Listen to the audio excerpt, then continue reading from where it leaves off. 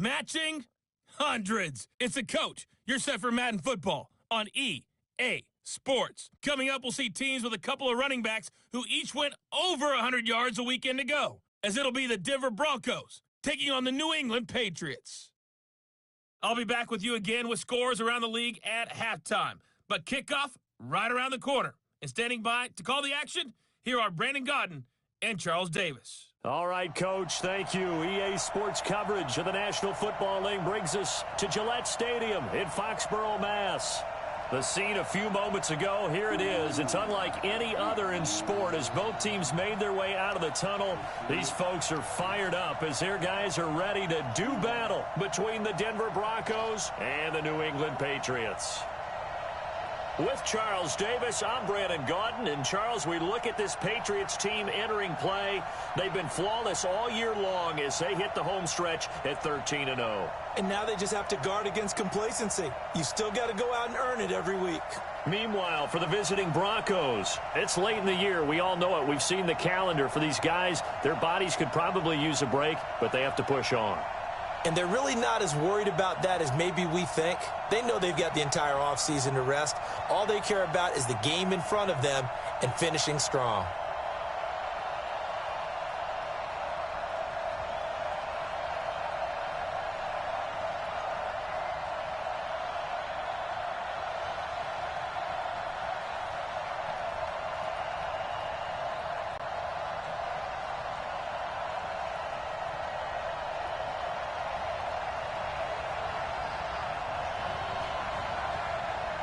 It's the final 3 weeks of the season. Still plenty to play for here as we're underway in Week 15. This fielded at the 2. And he'll make it across the 20 as his guys will set up shop at the 23-yard line. So here are the Broncos now for their opening drive. They'll be taken out by the product of the University of Louisville, the talented Teddy Bridgewater. Would you say that last week's performance by him, workmanlike in terms of numbers? 1 touchdown, 1 pick, but obviously a loss. Yeah, and that's the bottom line for him. All he cares about is how do we find a way to win the game. Maybe leans on a few other parts of the offense, and hopefully springs a receiver or two free.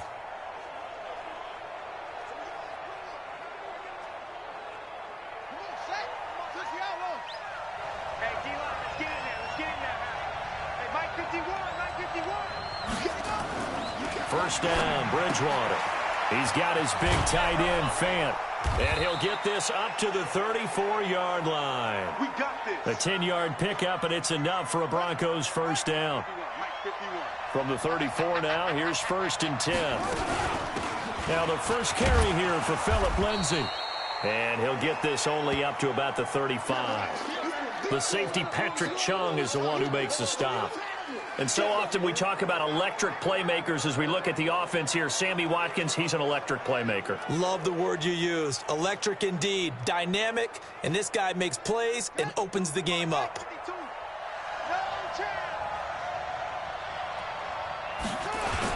On second down, a run with Lindsay.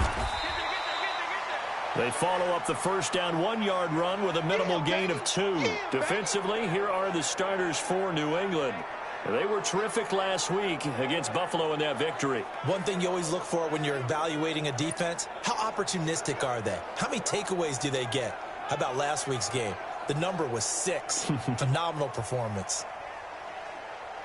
An extra corner comes on now for the Patriots D on 3rd down.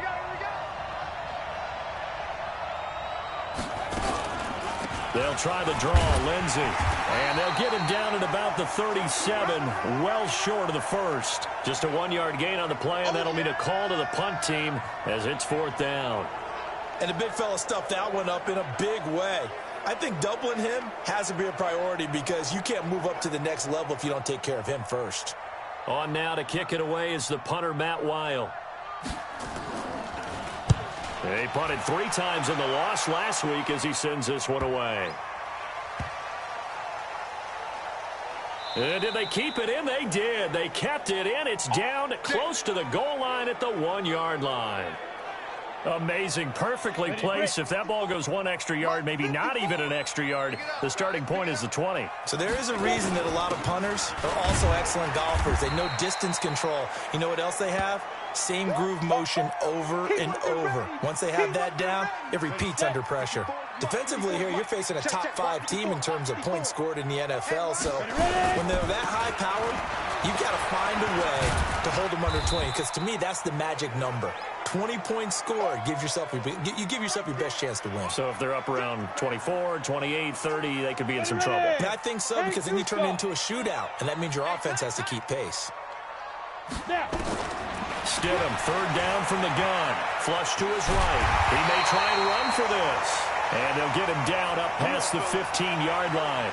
Give him 10 that time, escaping the danger, running with it, and picking up a first down. I'm not sure he falls under the category of mobile quarterback, but he's athletic enough that if you don't keep your rush lanes intact, he finds a way to hurt you. As coaches like to say, I wouldn't call him a burner, but enough there in the tank. So that last play gives him a little more space now. Here's 1st and 10 at the 16-yard line. From the gun, they run with Michel. He's got a first down past the 30. That's good for 21 yards and a first down. For a lot of people, MVP award means a quarterback award usually, but over 100 yards again last week. They're going to have to look his way more than once when giving out this award this season, I think. Yeah, it's not just the consistency. There's been some plays that we've seen where we talk about it for weeks thereafter. That's what we're getting out of him. Over 100 yards last week. Expects to continue that in this game, too. A big play there on the catch and run. 48 yards. The previous play, big on the ground. That one big through the air. Things have jumped up quickly. Certainly appears that whatever their thought process is on the defensive side of the ball, they're one play behind. You know, loaded up for the pass. And that's going to be caught for a Patriot touchdown. N'Keal Harry hitting double digits with his 10th touchdown of the season as his guys are able to strike first here in this opening quarter. One of the keys to their long winning streak has been scoring first. An ideal drive right there, getting the first 6 points of the ball game. Do you go back to our meeting with the offensive coordinator? Remember what he told us? Absolutely. With some teams, I script to probe in the early part of the game. Other teams, I script to attack. They've been in attack mode for these ball games and continue that in this one. Point after, right down the middle. And it's now a 7-0 game. A drive that time of 6 plays. And it ends with a New England touchdown.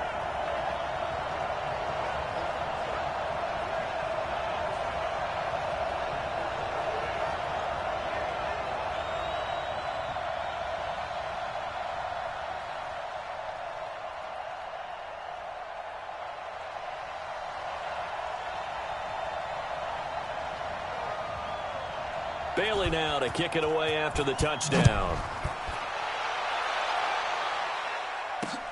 Fielded about a yard deep. And he'll take this up past the 20 and down at the 22-yard line. Here's the Denver offense now as they get set to take over here. The partner just looking at some of the struggles they've had this season. The playoffs are not in their future. As they start to peer toward the offseason, what moves might they make? I think the running back position, and I know we talk all the time about the NFL being a passing league, but the teams that run the ball effectively, they're the ones that go deep into the playoffs and go to the Super Bowl. They have to upgrade here. And you and I both know in recent years in the draft, people have shied away from taking a runner early, but there's that special one there. I say they go get him. Throwing on first down, but this one winds up to be incomplete. Sammy Watkins, the intended receiver, and that'll bring up second down. We always talk about receivers. If the ball hits your hand, you're supposed to haul it in, but it is hard to adjust to a pass thrown a little bit behind you. That one was all the momentum going forward. Quick blitz coming, and down he goes. Lightning speed there on the sack from the corner, Duke Dawson. Oh, free safety blitz, that can be a gamble, but it proves fruitful there. Yeah, you're exactly right about the gamble because oftentimes the free safety is the last line of defense against a long pass. And when he comes at the quarterback, he'd better get home.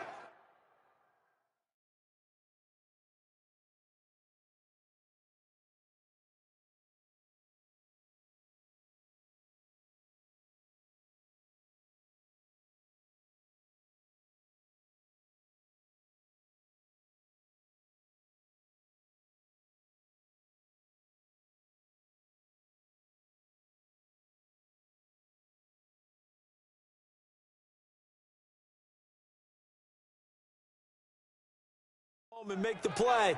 Otherwise, a big play.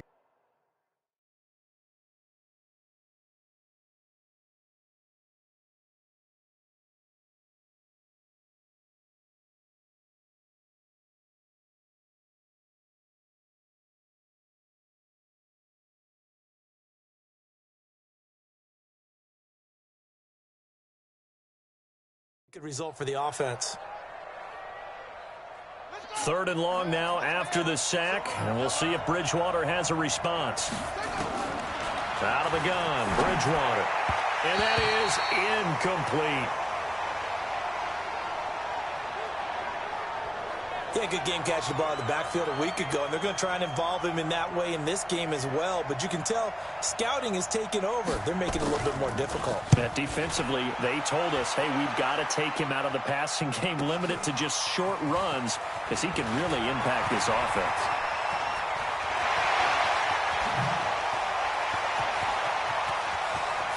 And he's free going down the left side. It's a foot race. And all the way in. Touchdown, New England. That'll go down as an 84-yard punt return. And the Patriots are able to strike quickly for 6. Brandon, my man, just one sentence for that one. Clinic. And that's what they've done. They lead the league in points per game this season, but it's been quick strikeability as we saw on that drive. I think they're actually intimidating defenses because they're back on their heels right away, wondering where it's going to come from, how they're going to hit them.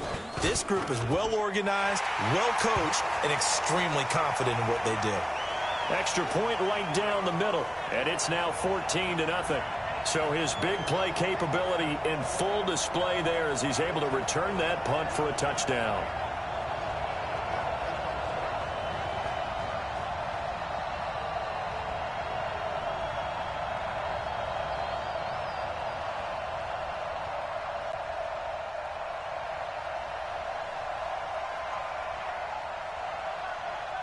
So after surrendering the punt return for a score, let's see what they can do in turn on this kickoff.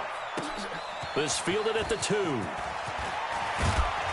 And he'll take this across the 25, couple extra yards up to the 27-yard line. The Broncos onto the field, ready to start their next drive. Already down 2 touchdowns here in the first half. This becomes a pretty important drive, doesn't it? It certainly does, and a lot of teams script plays. We know that, right? They have a script to start the ball game, and typically those scripts go between 12 and 24, 25 plays. Down 2 touchdowns early, probably not very deep into their script. I think that they'll stay with it. I don't think they'll abandon it just yet and try and generate some offense on this drive. Anything, at least 3 points, get that 0 off the board. A second down pass play there, but it's incomplete. Cortland Sutton was the man he was looking for, and it's 3rd down. An incomplete pass on that last play, and that means they'll need to come up with something here on 3rd down. Throwing, Bridgewater. He's got a man. It's Sutton. That's complete. I'm going to hit you all day, baby. You can tell they were hoping for a flag there offensively. Several on the sideline motioning, hey, why not a penalty? Why not a penalty? What did you see? Yeah, I think you've got to let them play, and the officials are instructed. If there's contact coming from both sides, no flag. Let them fight it out. And forces 4th down.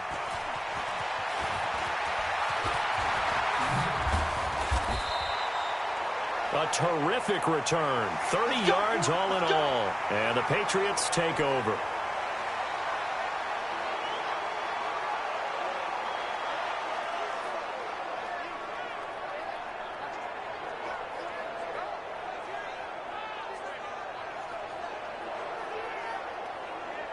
The Pats at the line, ready to go. They had to go a long way on their last drive to score the touchdown. This time they get at least a little bit more of a cushion with field position. I have to think that with this field position, after what they did on the last drive, they might want to take a shot right now and try and cut down the length of the drive. That goes as a gain of 11 and a Patriot 1st down. We should mention, to go along with a great game he had last week, he was rightfully named AFC Offensive Player of the Week. And he shares that with his offensive line, the tight end, his fullback. He's looking for more and more of that in this game. He's got the 1st down and more inside the 40. And down right around the 37. Give him 15 yards on that one, and New England has a 1st down. Getting the sense, Charles, are going to put a big emphasis this afternoon on the run game. And why not? What we're seeing so far, it's working pretty well from them. And here's the best part. We always talk about the best performers do their job when the lights come on. I think he likes natural light best. Back-to-back good plays have him on the move on first down. Now it's Stidham. Philip Dorsett hauls it in. 5 yards on the catch there, brings up second down. 2nd and 5 after the 5-yard completion on first down. They'll run out of the gun with Michel.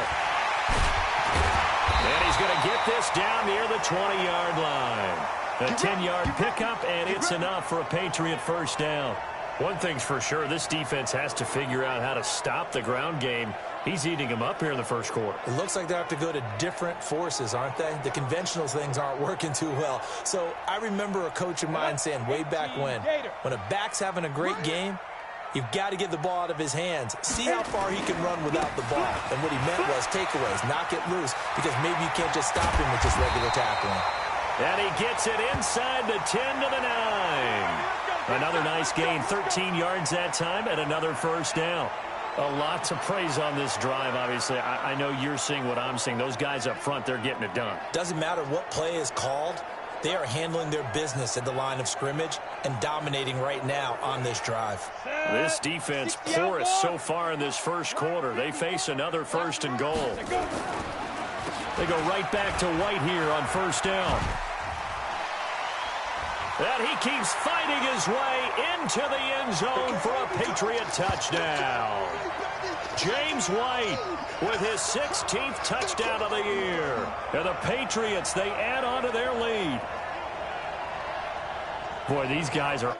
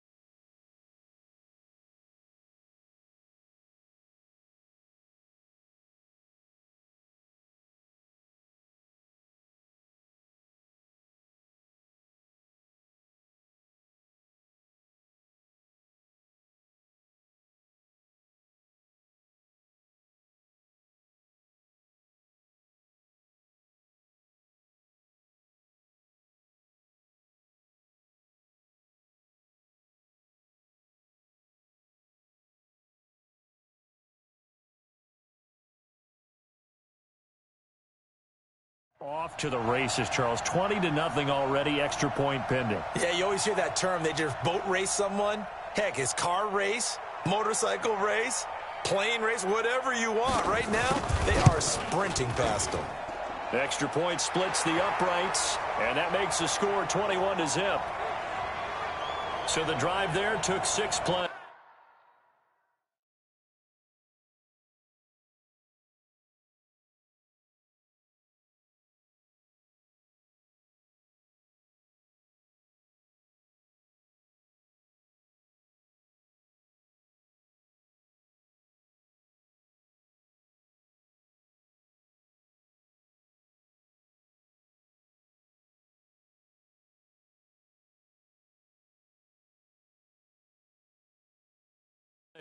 And a 9-yard run on the end of it.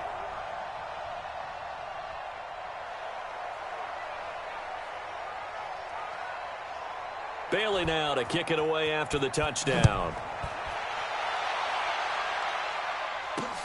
This will be taken in at the 1.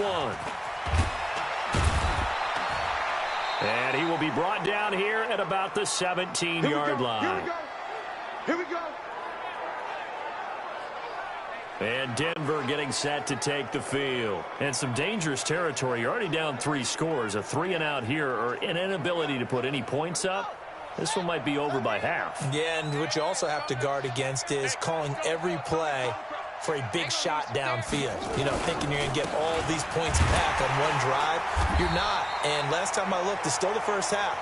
I'm not saying you have ultimate patience here, but you also don't have to go ahead and force everything either.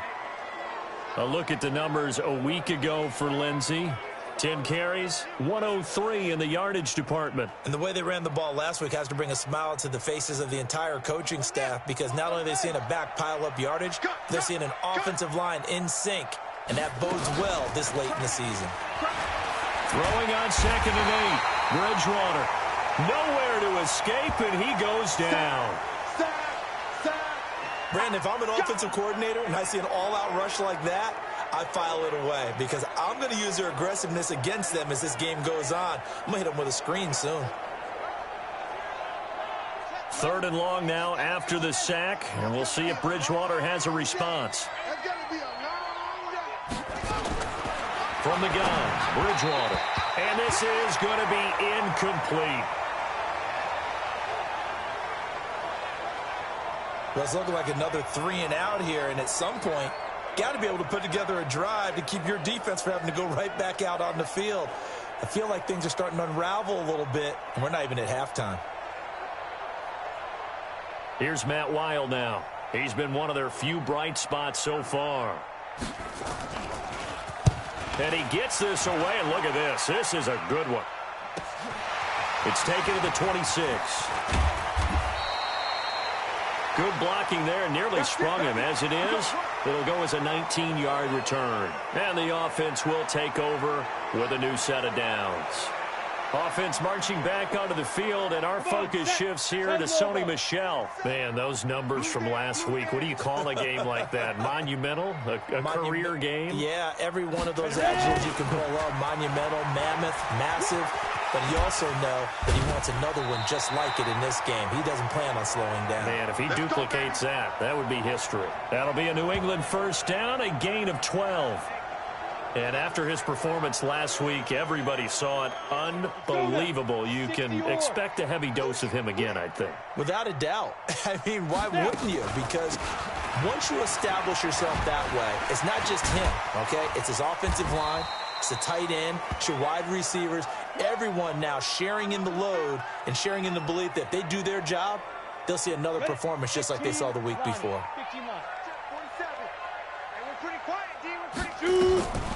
Now Stidham on 2nd down, escaping the pressure right. He's going to take a shot. Dorsett's got it. Touchdown, Patriots. Philip Dorsett with touchdown number 7 on the year. And the Patriots, they add on to their lead. Now, first quarter, and this lead is already getting into dangerous territory. They better be careful on the other sideline. Yeah, it feels a little bit more like a basketball game where one team is pressing and that team can't get the ball over half court. I mean, it is stealing it and scoring it, layups, the whole deal. That's what it feels like right now. They are all over them.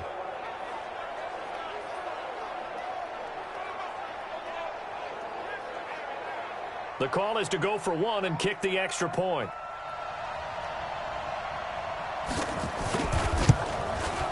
It's good, and they stretch their lead to 28-0 now.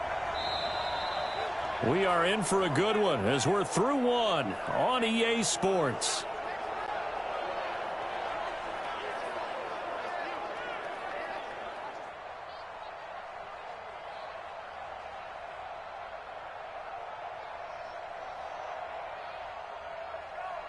The kickoff unit is out on the field, and they will send this one away. This will be fielded at the 6. And he'll take this across the 25, couple extra yards, up to the 27-yard line. So the Broncos come back out as we give you a look at the playoff race in the AFC. And it's right about this time of year you start to say this is when the cream rises to the top. Week 15, 3 weeks left to go, but still plenty to be determined. And I think for most teams, the obvious is to try and be the number 1 or number 2 seed. But when you look at it across the league and throughout the history of trying to get to the Super Bowl, the teams you really fear are the ones that get hot and sometimes sneak in at a 5 or a 6 seed, because we've seen those teams actually get to the Super Bowl and occasionally win it. Yeah, you think of the Giants a couple of times. Steelers have done it. You're right. It has happened and will happen more in the future, I'm sure.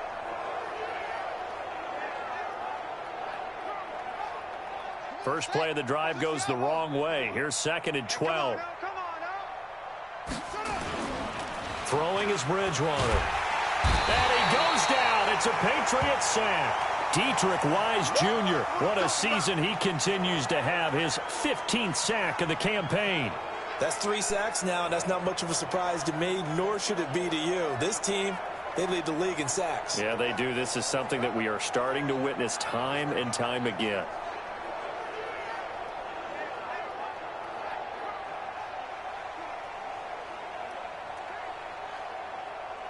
Third and long now after the sack, and we'll see if Bridgewater has a response.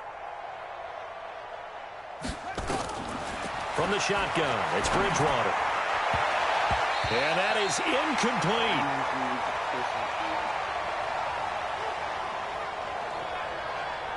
I tell you, Brandon, this defense is playing with some confidence. Haven't allowed a point yet. Flying to the football. I'm telling you, it's almost 11 to the ball on every snap. Another nice job there to force an incompletion.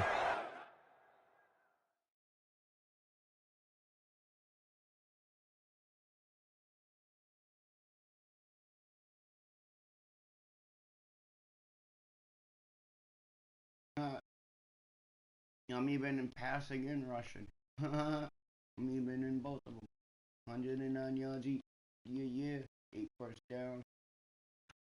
I need to bring my first downs up more. Got 134 punt returns so far. Kick returns, 9.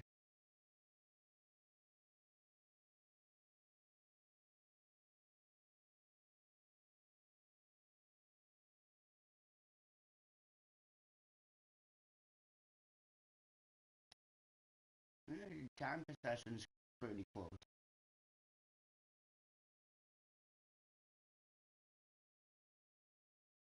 But this is the only one that they're ever gonna beat me on. Is kick returns, because I don't get kick returns. I only get punt returns.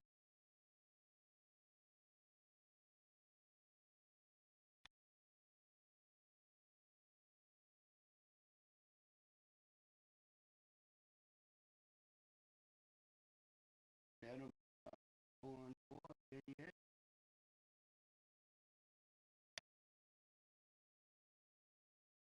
No touchdowns yet. White got one.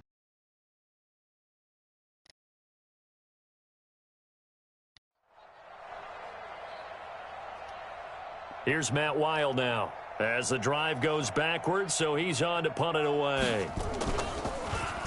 And he deserves a bronze leg as he gets this one away.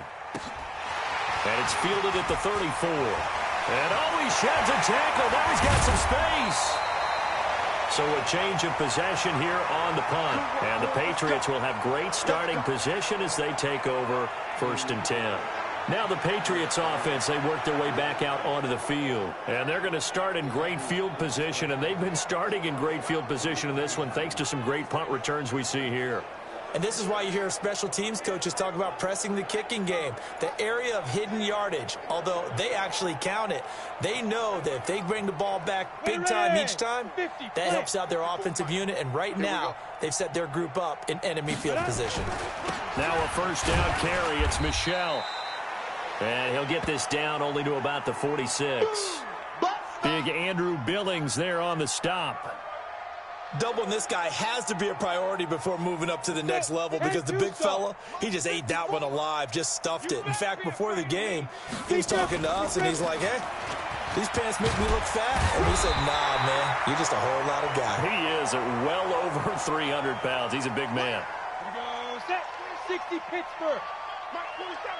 Get that quarterback, D-line. Get that quarterback, D-line. D-line, get that quarterback. Get it. They'll try and run for it. Here's Michel. And he picks up the first before he's taken down at the 29. The drive stays alive. A 3rd down gain of 8. Well, they're currently the best in the NFL in converting on 3rd down, so it was no surprise there that they picked that one up. And they've done it in many different ways throughout the season, Charles. Picking it up, running it, throwing it, just effective on 3rd downs all year long. On 1st down, Michel. And he went nowhere. Well, he went backwards, back to the 33. That's going to go as a loss of 4, and it'll be 2nd down. Got it. 4, Mike, 5, 4. forward. All day, baby. All day, baby. Hey, rock it. Rock it. 5. Now they'll throw it with Stidham. Complete to Dorsey. And taking it to the 15-yard line before he's brought down. And this is going to be another first down as they'll make the tackle at the Broncos' 15-yard line. I think it all came together there. In-breaking route, drove it with excellent pace.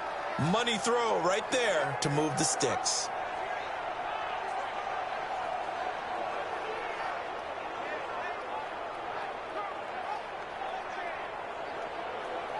Set, ready, 8, read. 54. Mike, 54. Rip right, rip right.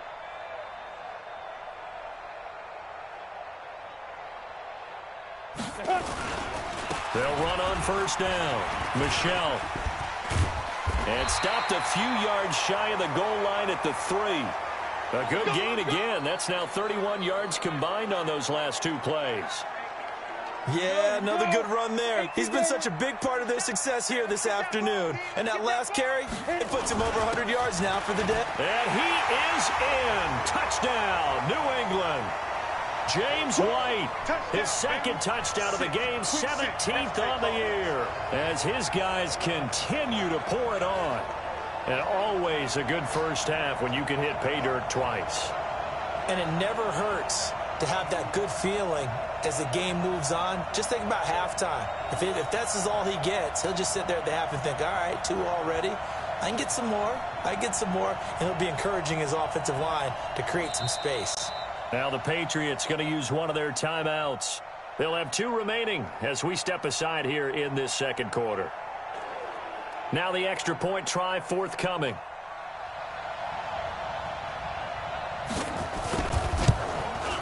And he's been a busy man, 5 for 5 now as he knocks another one through to extend the lead. So that drives 7 plays in length, and it ends with a 3-yard scoring run.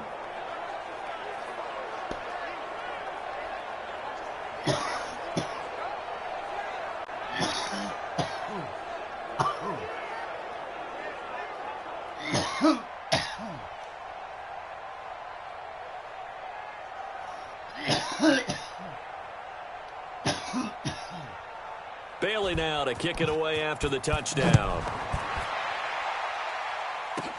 This will be fielded at the 6. And he'll take it past the 25 and up to the 28-yard line. Here's the Denver offense now as they get set to take over here. These guys had to punt their last possession, and that's become too familiar of a refrain. Too many of these drives just wound up going nowhere. Well, you know how in baseball when the pitcher gets a base hit and he's on base, they bring his jacket out to him to keep him warm? A lot of times the punter goes to the sideline, puts on sweatpants or a wrap over his leg to keep it warm. He might need a massage from the trainer right now from all the work he's getting. I'm coming for you, son. I'm coming for you, son. On 2nd and 9, Bridgewater. This is the tight end Fant. And he'll get it out near the 40 to the 39. 9 yards to pick up there, and it's a first down. So from the 39 now, they'll come up on a 1st and 10. On 1st and 10, it's Lindsey. And the running lane's non-existent in this first half as they'll stop him behind the line. A loss of 2 there, 2nd down. Another example right there how this defense really is winning the entire game at the point of attack. Yeah, right there at the line of scrimmage because they are dominating it. It allows their interior guys to get upfield and spill into the backfield. So under a heavy rush, and down he goes.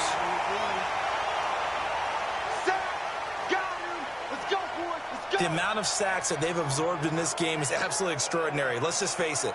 This offensive line, flat out, cannot handle this pass rush. It's been demonstrated time and time again.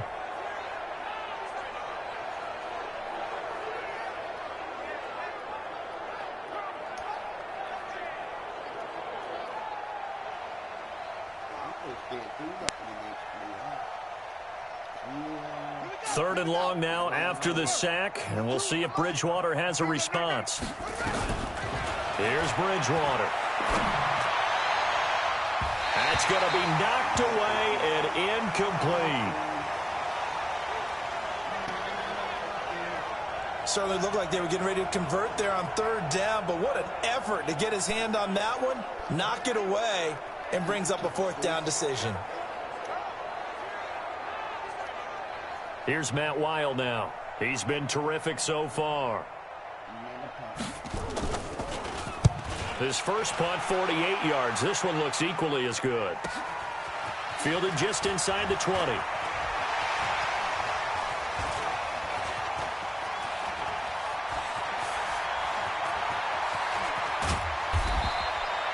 Give him 11 yards that time on the return. And out will come the offense as they take over. Out comes the New England offense to see what they can do this time. And that last drive was very, very balanced, pretty methodical.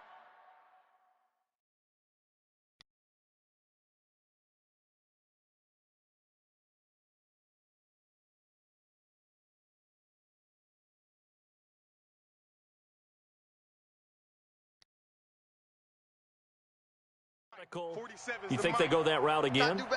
I'm always of the school that until they stop me from doing something, I'm willing to continue. And I think that that's exactly what they'll look to do. But the beauty is the balance that they've created sets up opportunities for big plays. Looks like a run, turn into a play action, and throw one deep. And even 30 yards on a play that began back at the 30. Well, he does it at a high level, doesn't he? Because when I watch him, I think of his vision. Straight ahead, peripheral, also has that sense of where holes are going to be before they actually open. I think that helps set him apart from many of the other backs in the league.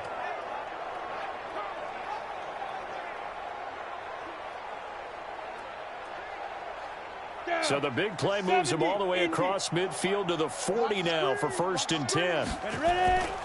On the ground is Michel.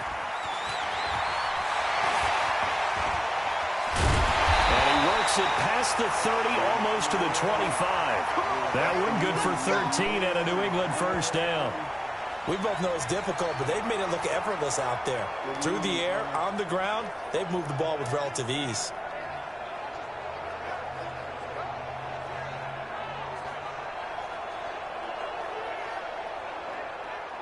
Set up, 90, Wolf.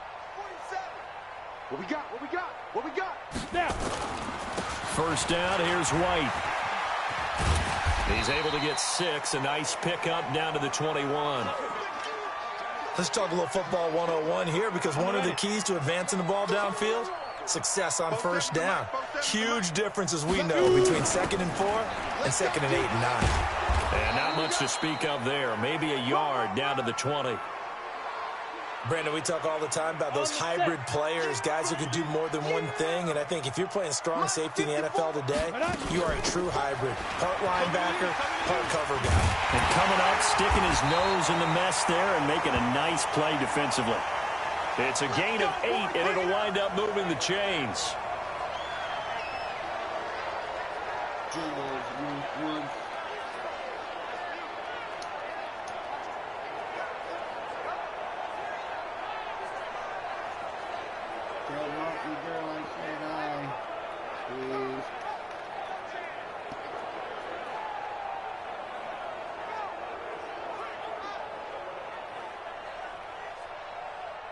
And we remind you, coming up at the half, we'll join who, Charles? The coach. The coach, Jonathan Coachman, standing by in Orlando. He'll have stats and scores from games in progress, as well as scores from earlier today. The coach. Sorry, we get slap happy up here sometimes. Only 3 there on the screen. It's 2nd down. So many things have to come together just right for a screen pass to break for big yardage. The blocking, the timing of the pass to the runner, everything has to fit together just right. But on that play, the defense was able to disrupt things and hold it to a short game. And he'll take it into the end zone for a Patriot touchdown. A 10-yard touchdown run as his guys continue to put this one out of reach. The touchdown was scored by the runner. But the offensive line, they feel like it's theirs. They blocked that one up perfectly, allowed him easy access to the end zone.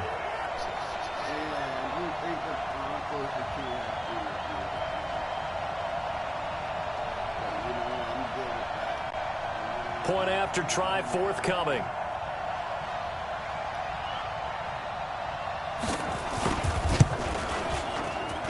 And the route is on here in this first half.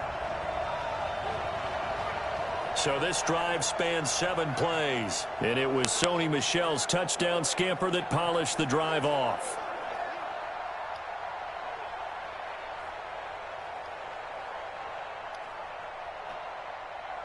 Bailey now to kick it away after the touchdown.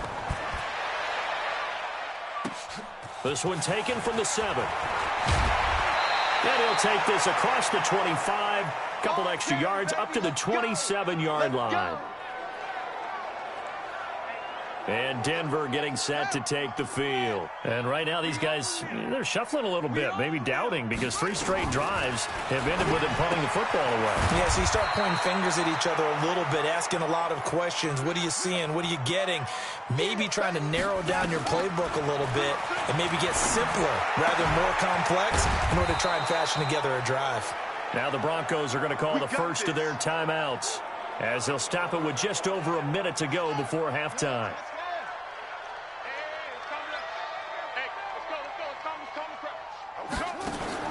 A first down throw for Bridgewater. He completes this into the hands of Miller. Now the Broncos going to use the second of their timeouts as the clock will stop with 55 seconds to go until halftime. Facing a 2nd and 2 after that last catch, good for 8 yards. Bridgewater. The Pats are going to get there. Down he goes. Now they got to get to the line quickly. On 3rd down, Bridgewater. This one complete to the running back, Lindsey. And they'll get this across midfield, but not nearly close to a first down as he stopped at the 48. One hallmark of good defenses is understanding the game, understanding positioning, and tackling immediately in the secondary after catches. I think we just saw that on display right there. Got to him before he ever had a chance to think about turning it upfield.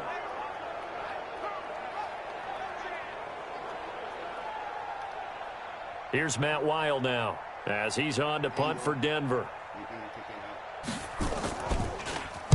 And now a high kick here as he'll try to hang it up there.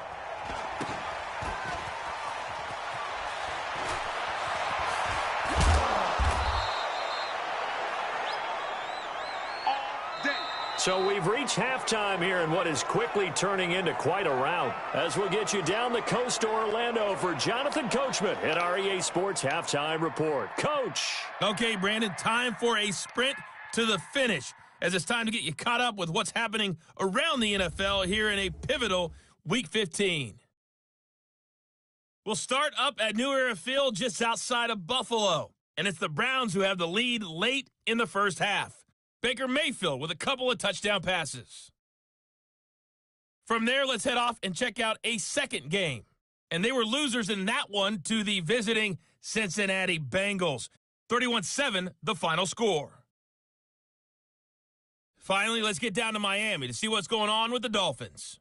And things didn't go so well, as it was the visiting Raiders who come in and grab the victory. Derek Carr leading the way there as the win gets his guys back to 500 on the year.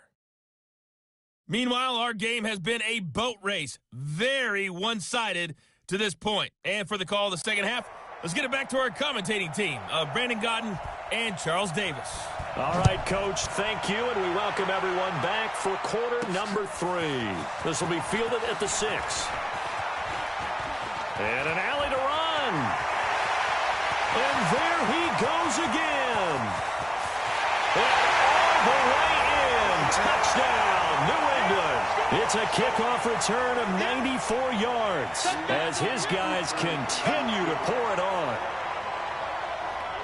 So how about the game he's having? He had the punt return earlier for a touchdown. Now the kick return to balance things out. And oftentimes, guys who are on punt return and kickoff return, many of them are the same guys. And they're devoted to a return guy who can break big plays. And when that happens and they know it's there, they're going to block that much harder and be that much more skillful, as well as utilizing his talents. And this is what you get. Punt return, kick return, a huge game. So he took that one at the 6, returned it all the way to the end zone. An electric return it was, 94 yards to the house. So now the other return teams out there as they'll try to duplicate what they just saw. This one fielded at the 5. And a nice return sets him up pretty good here at the 30-yard line. Come on, fellas. Time to take a glance into what we've seen so far from Teddy Bridgewater. And boy, Charles, they have to find a way to just get him some time to breathe back there. He's been pressured throughout this game. And I'll bet in his mind he's thinking the focus shouldn't be on how many times I've gone down. It's where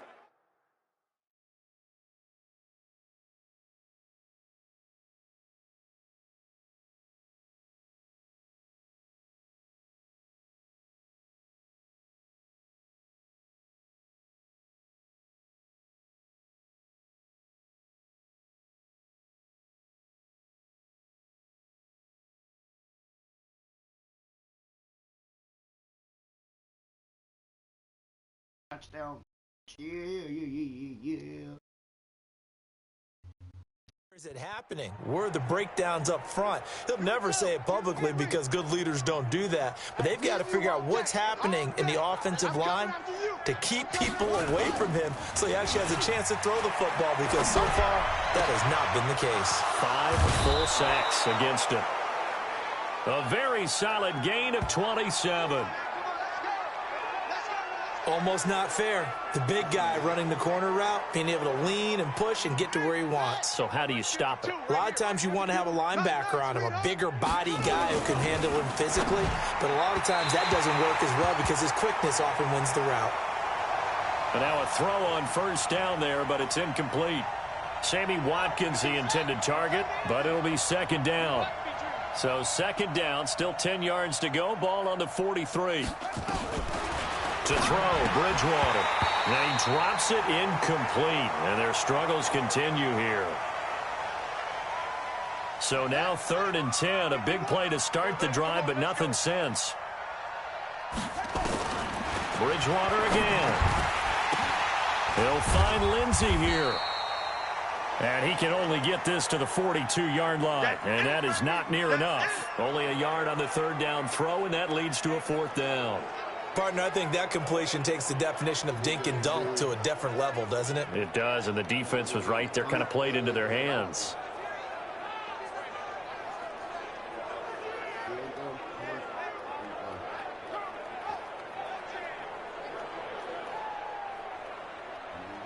Here's Matt Weil now, as he's on to punt for Denver.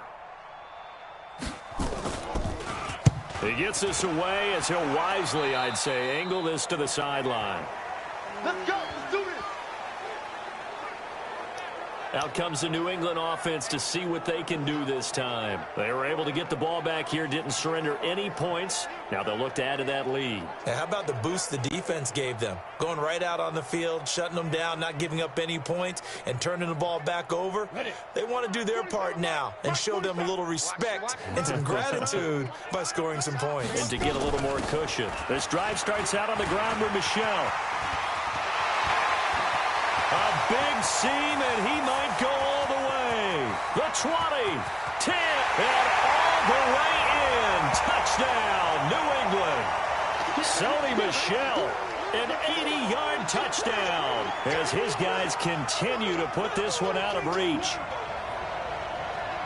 One play, 80 yards. Pretty easy drive to recap.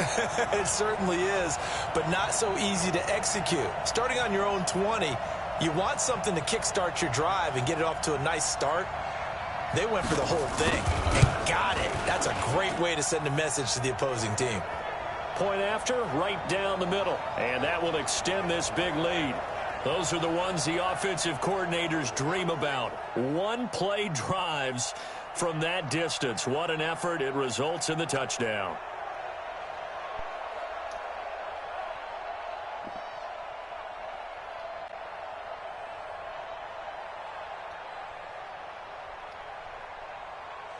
Bailey now to kick it away after the touchdown.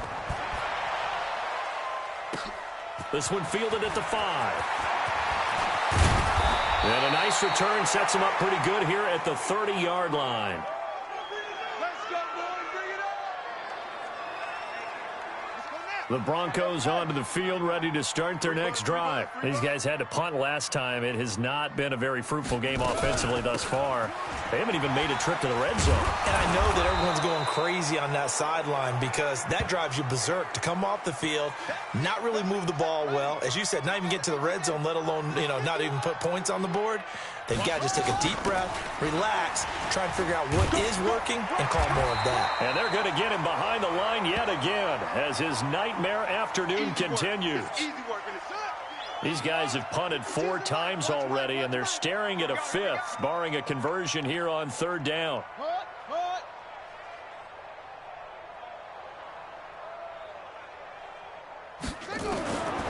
Now Bridgewater completes it to the tight end Smythe.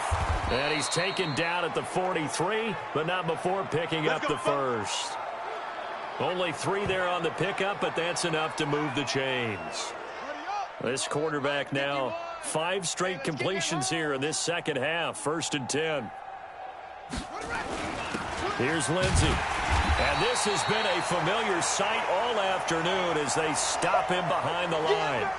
That's going to go as a loss of a yard, and it'll be 2nd down.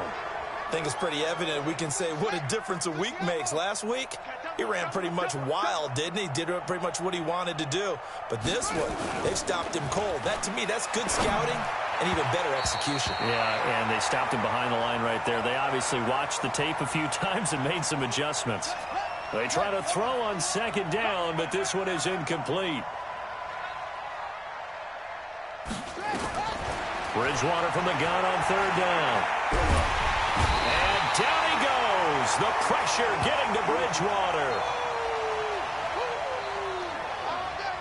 He is proving his worth defensively. Getting the sack here, that comes after being named the AFC Defensive Player of the Week for his performance in last week's game. He's stacking games together, isn't he? I mean, you just mentioned what he did the previous week to be named AFC Defensive Player of the Week, continuing to play at that level.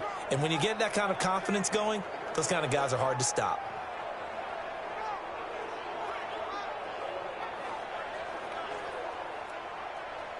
Here's Matt Weil now as he's on to punt for Denver. Averaging 50 yards a boot so far as this one's away.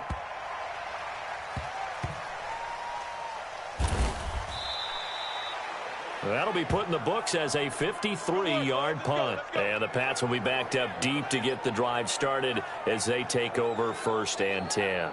Out comes the New England offense to see what they can do this time. And coming off a one-play drive that was so deflating for the defense, what's their mentality? How do they rally here and stop this offense?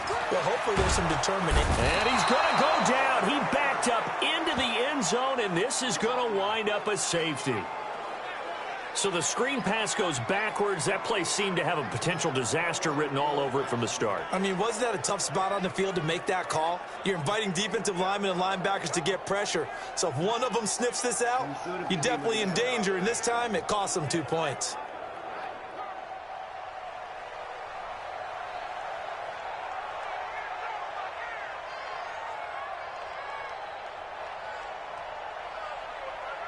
And remember, following the safety, you give the football up as well, and they free kick it from the 20 now. This is taken around the 12.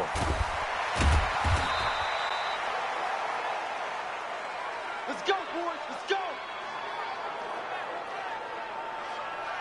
Now the Broncos offense, they get set to head back onto the field. They are right now just ice cold. I mean, they have struggled big time in this game, and they're getting blown out. How do they adjust? So tough because we always talk about it being a team game and you need all 11 working well together. But every now and then, partner, you need that one guy who can make a play against all odds that maybe can ignite things. And I think that's what they're looking for right now. Yeah, you talk about going to your playmakers. They probably need to do it. Find someone that you're used to touching the football that makes big plays and give them that opportunity to maybe wake up everyone else. Looking to throw on 2nd down. Bridgewater. And he goes down. It's a Patriot sack. And after the sack, he's still down on the field. We'll get a report when we return to Foxborough.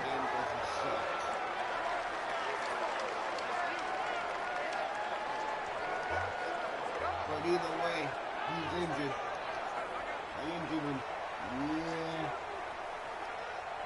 These guys have punted 4 times already, and they're staring at a 5th, barring a conversion here on 3rd down. First throw now for the backup lock. Yeah, that one's going to be knocked away and incomplete. Joejuan Williams, the rookie Vandy product, there to bat it away. Sometimes it's just not your... Teddy Bridgewater. Let's go see what happened to him.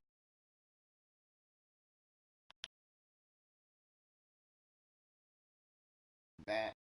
I think I took him out for the next game too, hopefully. He's out for a few weeks. We'll keep an eye on that.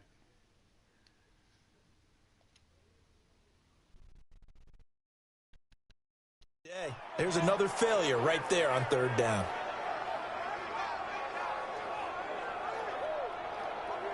Here's Matt Weil now, standing just outside his own goal line. Averaging over 50 yards a punt so far as this one's away. That's pulled in at the 32.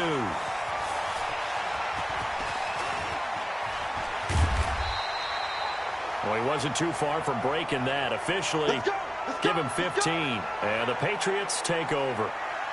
Out comes the New England offense to see what they can do this time. And last time they surrendered the safety, we know they don't want to do that again. That is just one of those oddities in scoring that we get, and it's just so strange to see that go up on the board, and then you got to make sure that that doesn't happen to your team again. They've got to take care of the ball. But, boy, it juices up the defense. Oh, without a doubt. That's a great way to score some points. On 2nd down, here's Stidham. Steps away. And on the connection, this is Ryan Izzo, complete. And past the 35, he'll be dropped a yard or 2 shy of the 30. 18 big yards on that one, and a New England first down. On any given pass play, you never know exactly where your exit points are going to be. On this play, he was flushed to his left, still on the run, able to accurately throw the football for a nice first down. Throwing on first down, but this one winds up to be incomplete. Line of scrimmage, the 31, as they line up 2nd and 10. They'll run with Michelle. He'll get about 6 there as he takes this one down to the 24-yard line. So that last run good enough to have him surpass for his career, get this, folks, 12,000 rushing yards. And how about this? You're in shouting distance now of the top 10 all-time. And a big loss here as he's taken down. Andrew Billings able to get in there for his 2nd sack of the afternoon. Check, 47. Stay with your man.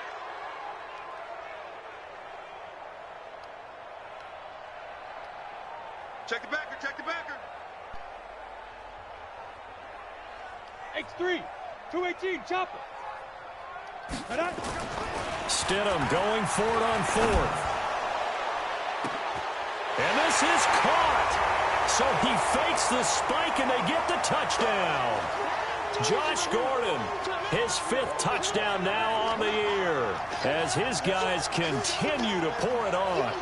Wow, talk about a big 4th down conversion for the score. Defensively, how do you let that happen? I think you start with the offense, and you give them credit for going for it and having that type of, well, let's face it, audacity. But defensively, I think you're right on target, partner. There's no way something like that's supposed to happen in that situation. You're supposed to be able to shut that down and get the ball back for your own team. Instead, they give up not just a big play, but a touchdown. Extra point right down the middle, and the lead will swell by 1 more.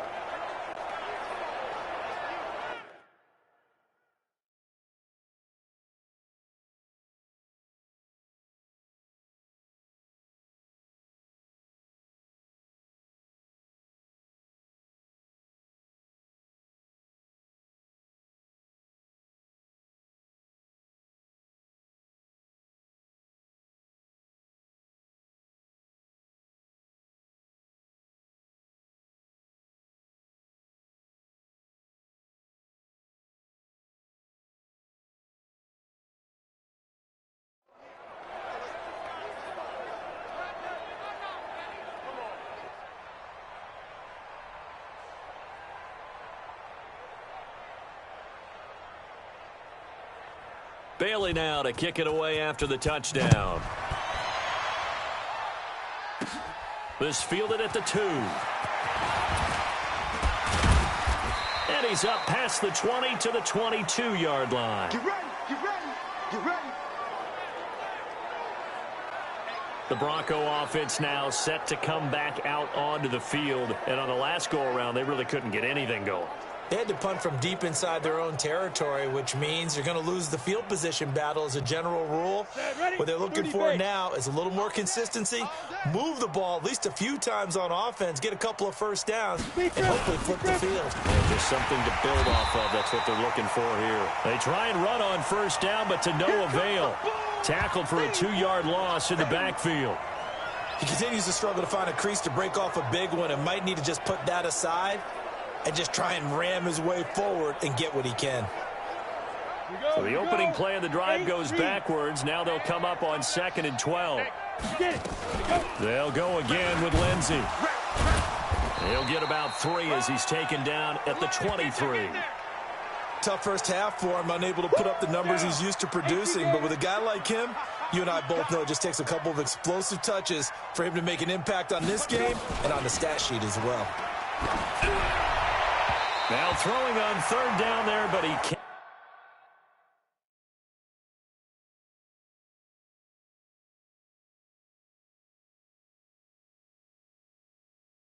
Yeah, coward. Can't even finish the game.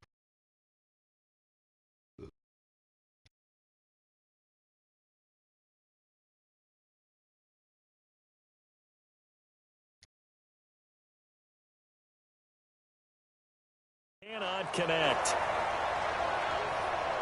Not only was the call spot on, how about the execution of that defense right there? The zone was absolutely locked up tight. He was trying to force it in there on 3rd down. But if there's a time to force it, he felt like he needed to make a play, right? Yeah, exactly right. 3rd down, you got to try and find something. There's nothing available there for him.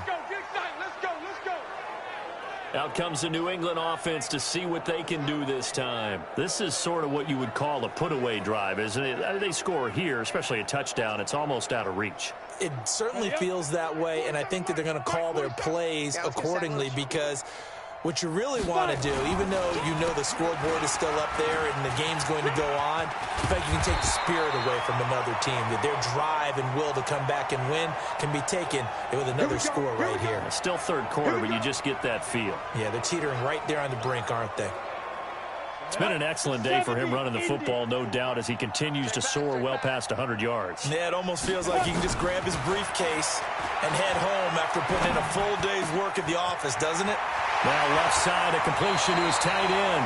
And he'll be out of bounds, but able to get it up past the 45. A 10-yard pickup, and it's enough for a Patriot first down.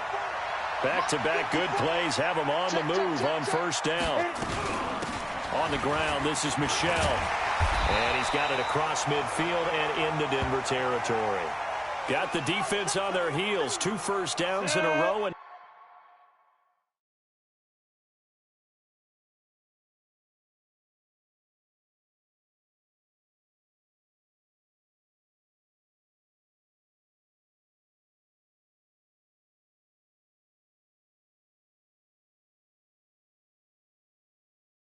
now a pickup of 8.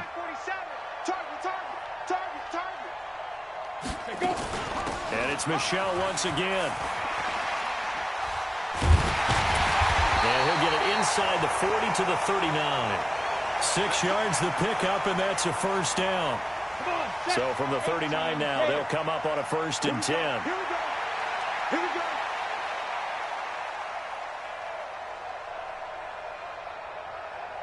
Ready? Here's White. Oh, and now some space to operate. And they're able to get this one past the 30 down to the 25. 14 yards is the pickup there and a New England first down.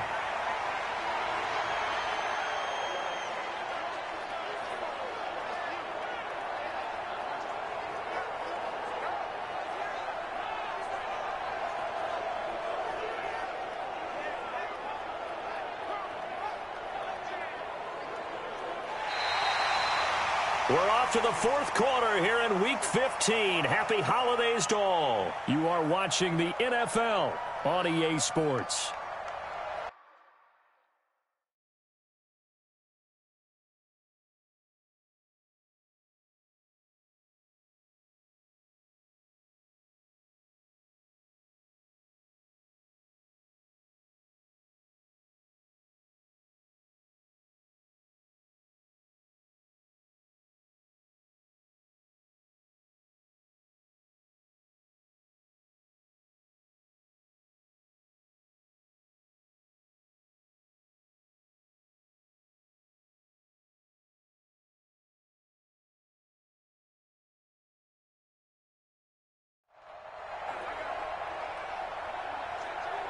Ready, break. Mike, 54 is Mike. Check, check. Watch 54. Watch 54. Check, check, check. Check. They go play action here on first down. Rolling to his right. He's got Lacoste as tight end. Charles, you said earlier this defense is probably going to need to hold these guys right around 20 or under that if they were going to have a chance. It was evident pretty early on that wasn't going to happen. Yeah, they left 20 behind a long time ago in this game, didn't they? It looks like they're headed towards a big, big number. But 20 was the threshold because that kept them in the ball game and kept the pressure off of their own offense. That goes as a gain of 11 and a Patriot first down. Do my eyes deceive me, or is he getting stronger as this game moves along? Burst seems just as good here in the fourth as it was way back in the first, doesn't it? I do believe someone put a lot of time in the offseason and continues to condition during the season in order to continue to carry the ball at this rate. Same exact result as last play, a pickup of 11. He's still rumbling, isn't he? Still looking fresh in this one despite the heavy workload. But you and I both know, well-conditioned, and he did tell us that he thrives on being at his peak late in ball games. They'll try and run it with White, and he'll actually lose a little bit of yardage here. Back to the 2. It's a loss of a yard there, and it's second down. That's a really alert defense there because they saw the heavy look come in from the offense, countered it with extra linebackers who brought a little bit of speed and heft, and able to really make a big-time play for their defense. He's got it. And he'll take it into the end zone for a Patriot touchdown. That's it, huh? Matt Lacoste, his second touchdown on the season as his guys continue to put this one out of reach. A nice throw there by the second-year quarterback. And I don't believe that was the kind of play he would have made as a rookie because usually your rookie season is a continuation of your college days. A lot of... He's 100 too.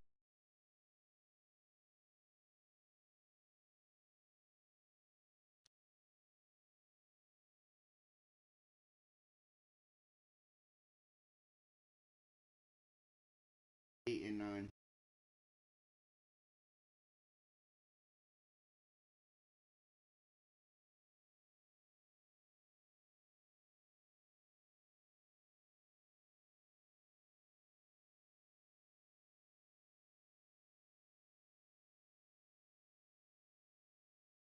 One read, and if you don't have it, you just take off and go.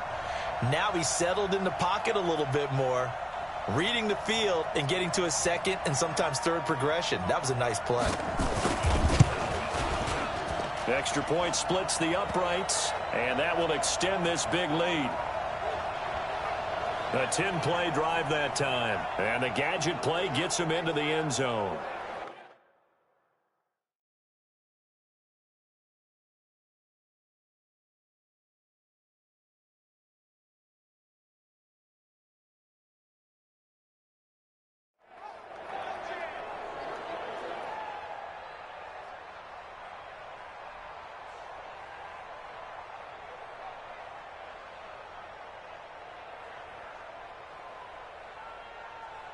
Bailey now to kick it away after the touchdown.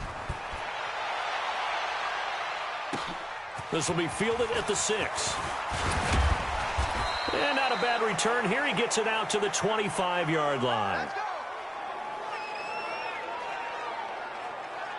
Now this Broncos offensive unit ready to head back out onto the field. And down on the scoreboard, certainly needing to avoid what happened on the last drive, punting the football. Sense of urgency has to take over for them here. They know the score. They know the situation. And by the way, the punter no longer exists for their offense. That's how they have to treat this drive. They need points. Big time. A throw there, but that's going to wind up incomplete. So apparently some grabbing of the jersey there on the O-line. Yeah, just looking the interior, and that's where the penalty occurred. So following the hold, they're in a bit of a hole here with a 1st and 20. Well, good start to the drive. Here's that's caught out on the left side. Oh, now Miller slow in getting up. He's still down on the ground. We'll get a report when we return to Foxborough.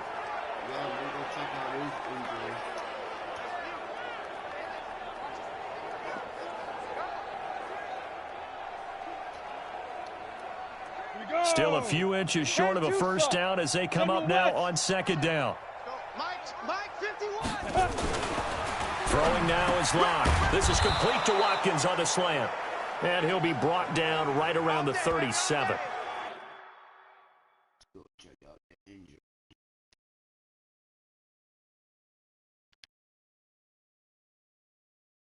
And to be done.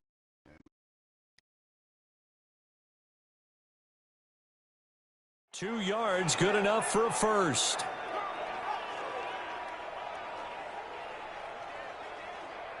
Set, ready? Line of scrimmage, the 37 on 1st and 10. I'm going to run you over. Hit it. Clock now on 1st down.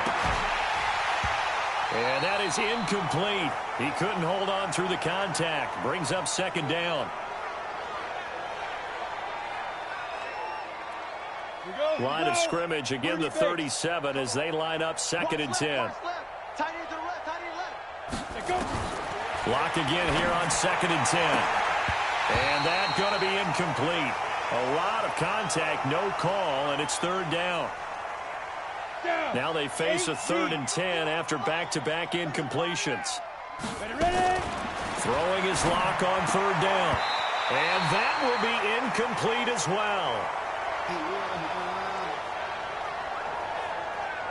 He's 2nd in the NFL in interceptions, and you understand why. He plays a game of great intelligence, understands positioning, and has a great ability to break on the football when it's in the air. So fun to watch his closing speed, and another example of it on that play. And this is going to hit the goal line and continue on into the end zone for a touchback. The Patriots offense now, they work their way back onto the field. And, Charles, we are in the midst of a very one-sided affair. I think this is where you and I have to fill a little bit. You want to regale us with old stories of your childhood in New Paltz, New York? I don't think anyone wants to hear that, but this is a perfect time for us to start listing MVP candidates, right? The best teams we've seen so far this year, the best games that we've called thus far, how we anticipate the season unfolding. We can go in so many different directions because the game certainly not taking us there. Oh, I hear the remotes clicking off right now. So quickly all the way up at the 40-yard line. Here we go, Now Michelle. He'll take this from the 40 up to the 45 for a gain of 5. Bottom line, they want to keep this clock rolling, so they'll take that one right there. They just want to keep falling forward, and they won't put the onus on the big fellas up front in order to bring this one home. They'll run it. This is Michelle. And he was able to shed the tackle, but the reserves come in for the stop. It'll be a pickup of a couple, and it leaves them with a 3rd and 3. Here's a play fake as they set up to throw. Eluding the pressure right. And able to connect with Barrios. And this is going to be another 1st down as they'll make the tackle at the Broncos 33. Still throwing the football here, even with the big lead. Yeah, I know you and I came up in a different era, and we think about sportsmanship and all that. Other people think about fantasy points and getting their numbers. That's all they care about right now. Now a play fake here on 1st down. Rush coming, and he's taken down. Bradley Chubb doing what he does best, getting that sack. Got to give him points for the attempt, but there's just a wave of pressure there, a host of people in the area. Man, almost got out of that one. But in the game yet, I couldn't throw the ball fast enough.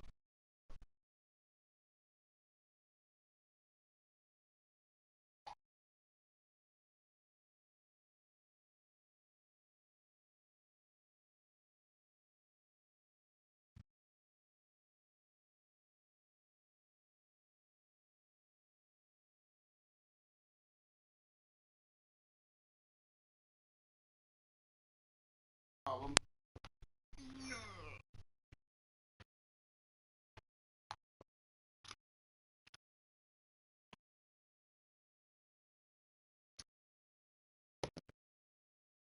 Evades a few, but couldn't evade all of them.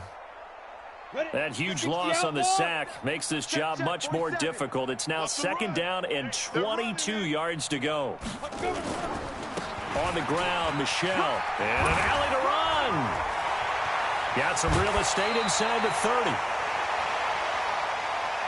So from second and long, now we go to third and very manageable. Yeah, they love that phrase, don't they? Because as an offensive coordinator, you can keep people a little bit off balance and guessing because you don't have to throw it. You can come back with a strong run game if you want to. And if you're in 4-down territory, that really opens things up for you. 19 on the last play, 19 more here, and another first down. Two big plays in succession. Not sure this D knows what hit him, but now they got to get ready. It's first and goal. They run the draw play. This is White. And he's going to press this one forward as they stop him right around the 1. A nice pickup of 6 there to get him closer to the end zone, and it'll be second and goal. Second and goal from the 1. They'll run for it. This is White. Now he's over the line and into the end zone for a Patriot score. Punching it in from a yard away as his guys continue to pour it on.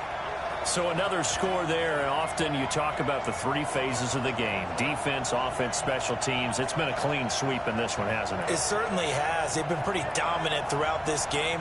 And privately, the head coach will add a 4th phase. That's the coaching. And he'll tell the ownership that as he tries to negotiate a new contract off of this win. They are looking strong here in the 4th quarter. So the Patriot offense stays out there, and they'll line up and go for 2. They'll run for it with Michelle. And they are just not going to let up as he is into the end zone here for 2 more. Oh, boy, rubbing a little salt in the wound there, going for 2 up this big. You know, there's one time when I played, Brandon, and played against a team that was just absolutely pile driving us. And they ended up going for 2 late in the game.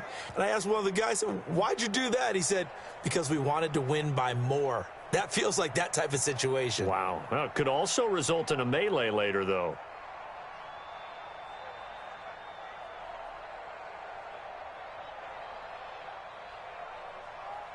Bailey now to kick it away after the touchdown. This one taken from the 7. And he'll take this across the 25. Couple extra yards up to the 27-yard line.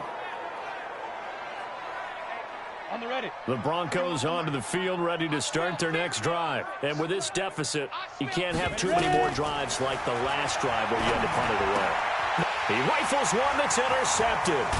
Picked off by Joe Ron Williams. And he'll return it to the 24-yard line. Let's get this all day. Well, this defensive pressure has been constant all game long. The pass rush, the coverage, they've all been excellent, and now they'll tack on an interception here as this one continues to slip just further and further out of hand. Here we go. Set. 15 line. 15 line. I don't even know why this team showed up. Now. On first down, Michelle. And not much. Maybe a yard down to the 23. And when do they start thinking about burning these timeouts? They've got all 3 still defensively. To me, you have to start right now. Here's the time, and that means you've got to stop them on defense, not give up the yardage, use your timeouts in order to get the ball back and try and score yourself. But now is the time to start using those timeouts. And keep in mind, it'll also stop the clock at the 2-minute warning. That goes as a gain of 11 and a Patriot first down.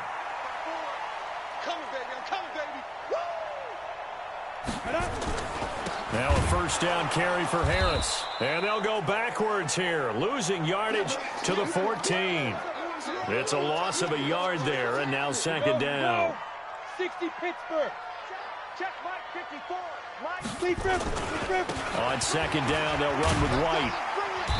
And they get to him quickly here as he stopped right around the 13. The second down play, not much better than the first, just a gain of 1 there. On the set. New England on third down. They have been superb, 5 for 6 to this point. This is 3rd and 10. Just 2 minutes remaining here in the 4th quarter of what has been a one-sided affair.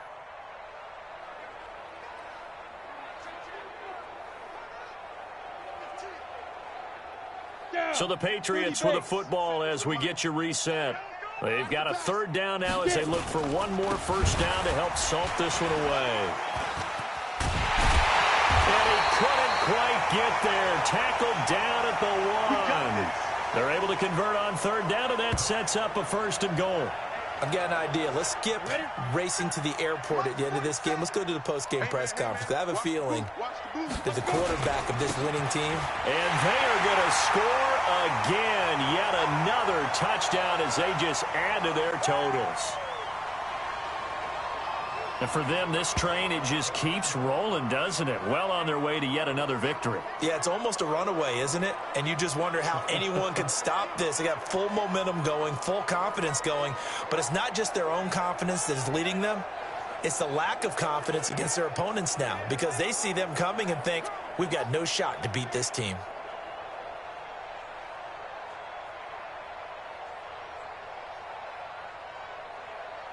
So the Patriot offense stays out there, and they'll line up and go for two. They'll try and throw for it. On the move to his left. He'll try and run it. And, boy, talk about adding insult to injury. He's into the end zone to tack on two more. And is there bad blood here? I mean, and go for two when you're up that much? If there wasn't before, there is now. When you do that, you've just announced to everyone, you just don't care about the other side at all. All you care about is what you're doing, and they just want to pile up points. They did.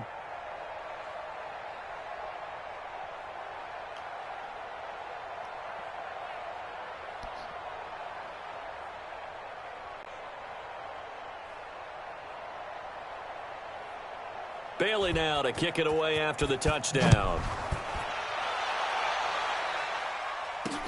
This is fielded at the goal line.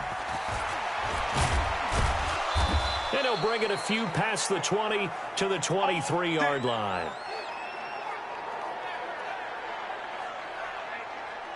The Broncos onto the field, ready to start their next drive. They are just obviously getting shellacked here in this one, Charles. What's the message if you're a coach for this final drive in a lopsided game like this? For a lot of coaches, be honest. Don't forget today. Don't forget what has happened out here. Yeah, use that as ammo going forward. Exactly. Take a great look at that scoreboard. Realize how poorly everything went for us today. Coaching, playing, the whole deal. And never forget it because you're not going to want that feeling. No, you don't want that feeling. Is this intercepted? It is. It's intercepted. Picked up by J.C. Jackson. And his guys will take over at the 30-yard line. Week after week, we're seeing plays like this from him, and I think he's in line. We've discussed it before for NFL Defensive Player of the Year. And a big reason why, I think, is because of his ball skills. And that's something that, for guys of his position, they've talked about it for years. They've done the drills. But they've really increased it in recent seasons because of the offense have gotten so good. He knows how to take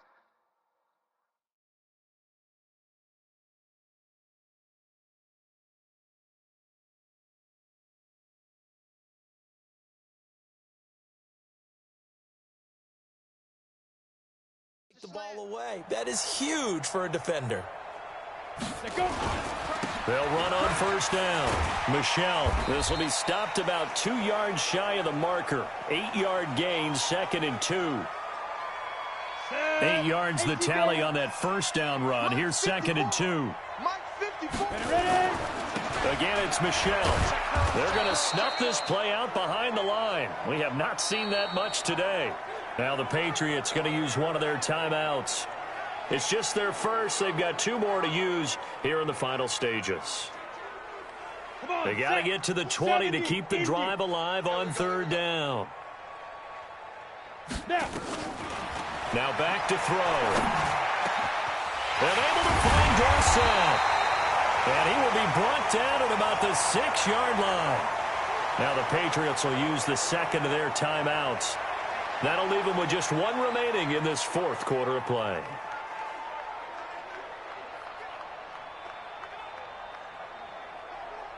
Well, they probably don't need to run a play here, but you wonder if they're going to be able to resist on 1st and goal.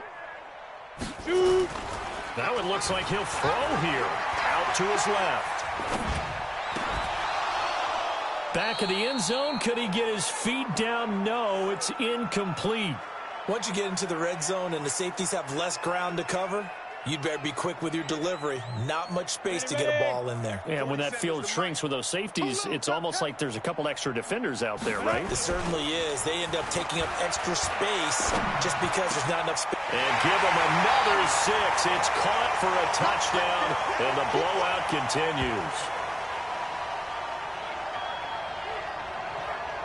Well, with that touchdown pass, I'm going to bring up a point from earlier in the year. Some of the fans were saying, when do we turn to the rookie? Well, he's looking pretty good right now. Yeah, I love the fact that the fans are bringing that up because I'm not the head coach. Okay.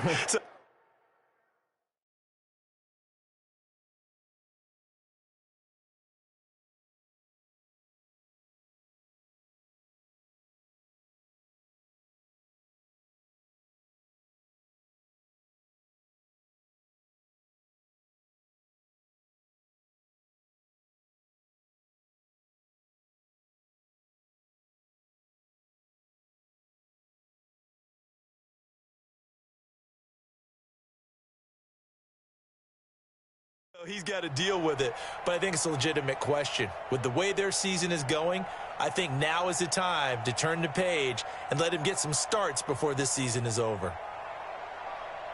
And now once again, they'll line up to go for two. Watch the run, watch the run. Back to throw again. Rolling to his left. And he's going to keep it here. And they are 3 for 3 on two-point conversions as he is into the end zone for the score.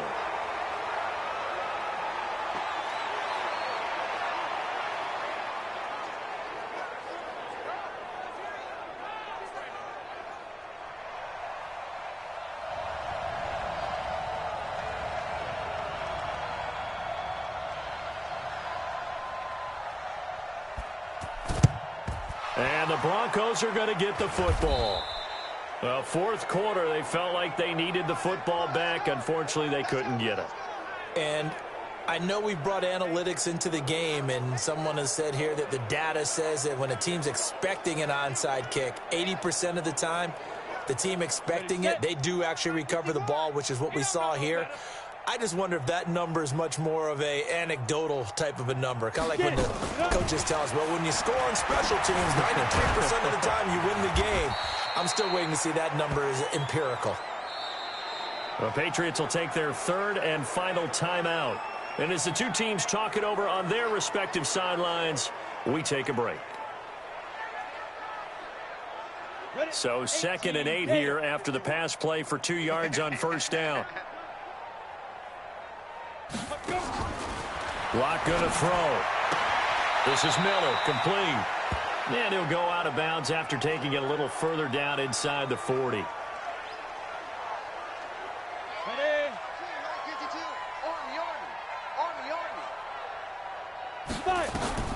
Lock to throw on 3rd and 1. And that's going to be incomplete.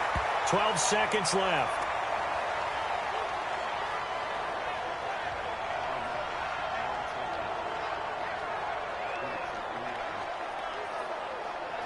And no move to get the offense off the field. They'll stay put on 4th and 1. Lock gonna go on 4th down. And this is caught. That's Watkins.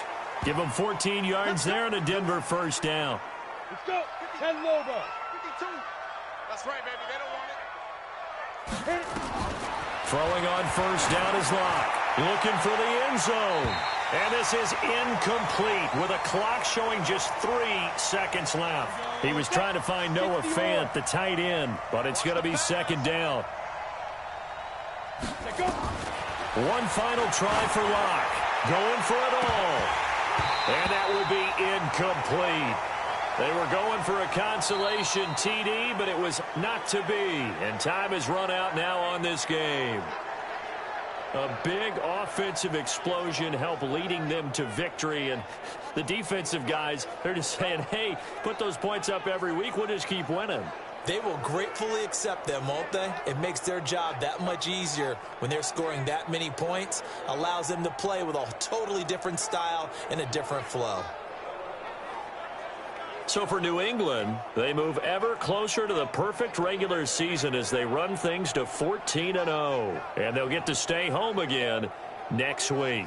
Meanwhile, for the Broncos, their slim playoff hopes are gone now as they fall to 5-9. And they'll try to get back to their winning ways next week as they head to Indianapolis to take on the Colts.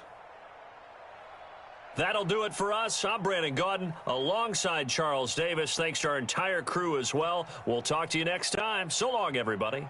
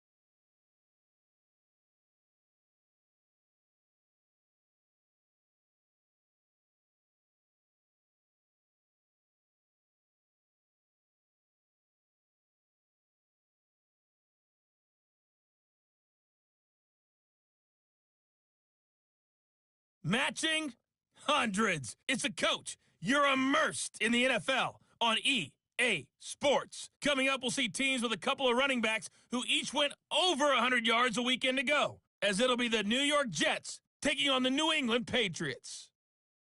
I'll have scores around the league for you at the half, but it's time for a little football. So we'll hand it over to our broadcast team, Brandon Godden and Charles Davis. Coach, it is clear, but it is cold here today as EA Sports takes us to Gillette Stadium in Foxborough. Nothing like the fanfare of introductions to an NFL game, and that was in evidence a moment ago. Fireworks, pyrotechnics, you name it. This crowd is ready as their guys get set to match up between the New York Jets and the New England Patriots. With Charles Davis, I'm Brandon Gaudin. And Charles, we look at this Patriots team entering play. It's been perfection so far. They come in here unbeaten at 14-0. And just 2 wins away from doing something only 2 teams have ever done. But the most important thing for them now is to make it to the postseason in one piece. Meanwhile, for the visiting Jets, they come in playing some decent football, 5-3 in their last 8 games. And going back through the tape, I thought they looked pretty good last week. It was a solid win, a comprehensive win.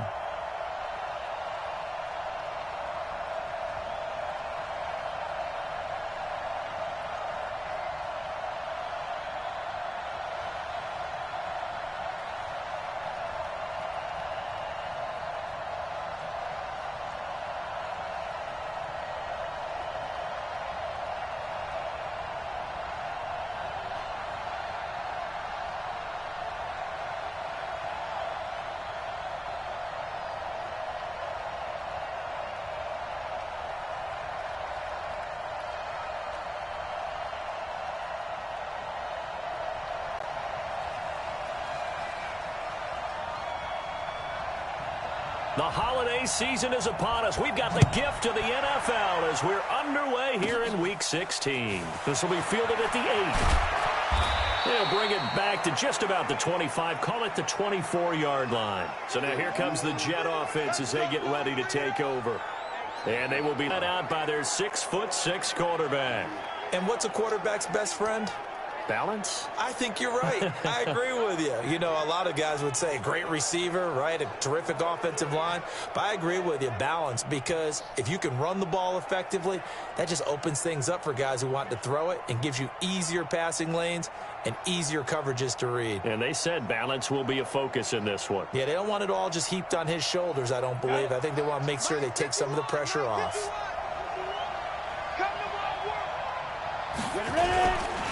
Now a carry for the former Michigan State man, Le'Veon Bell. Takes it to the 26, just a 1-yard gain. Now as we look down, it appears we've got a Jet shaking up on the play. Not something you want to see in Week 16 or any week, really. We'll be right back.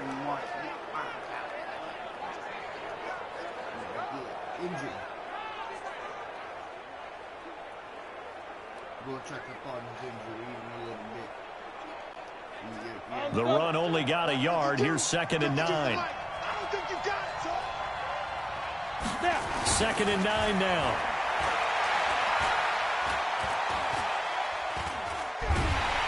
Flushed out right. And not much to speak of. Call it a 1-yard gain up to the 26. Defensively, here are the starters for New England. They were terrific last week in the win over Denver. I just consider myself fortunate that I'm not in charge of the offensive line. They gave up 7 sacks last week. And if things don't improve in this game, the head coach isn't going to be looking at the offensive line. He's going to be looking at the offensive line coach. And that's when things get dicey. An early tough test on the opening drive. This is 3rd and 8. From the gun. Now. And he fires one that's intercepted. Duke Dawson picks it. And he's got some space here. And he takes this one back into the end zone. And the Patriot defense has a touchdown. Now remember, this is the #1 defense in the National Football League. There's a good example of why. Shows that they set an aggressive tone, not just stopping the run, not just getting after the quarterback, but if the ball's in the air, they treat it like they're the receivers. And they went after that one and took it all the way.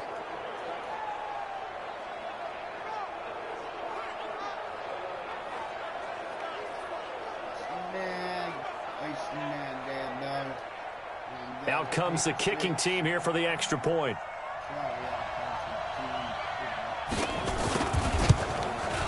And he gets it to make it 7-0 Patriots. So the defense creating some points, not only getting the interception, but then returning it to the end zone for the pick six.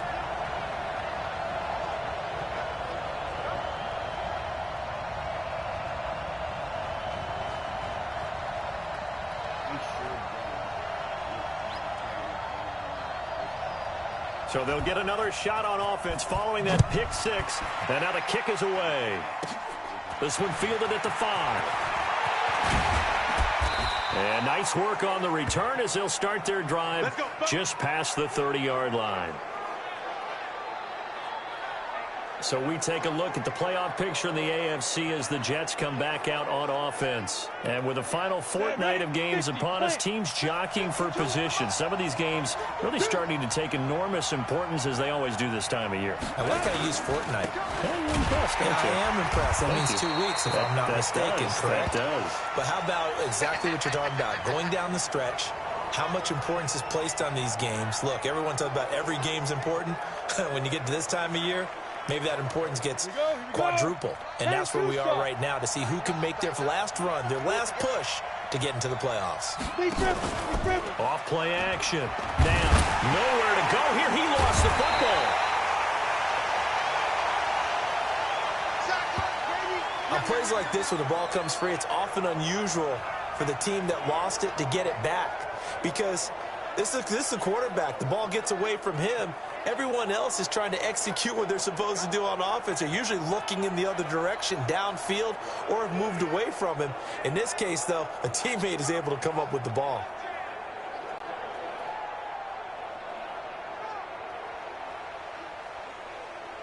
And some secondary help here for the defense in the nickel on 3rd and long.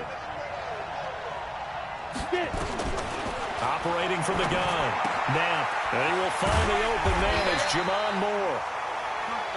And he'll be brought down at the 34, well short of the first down marker.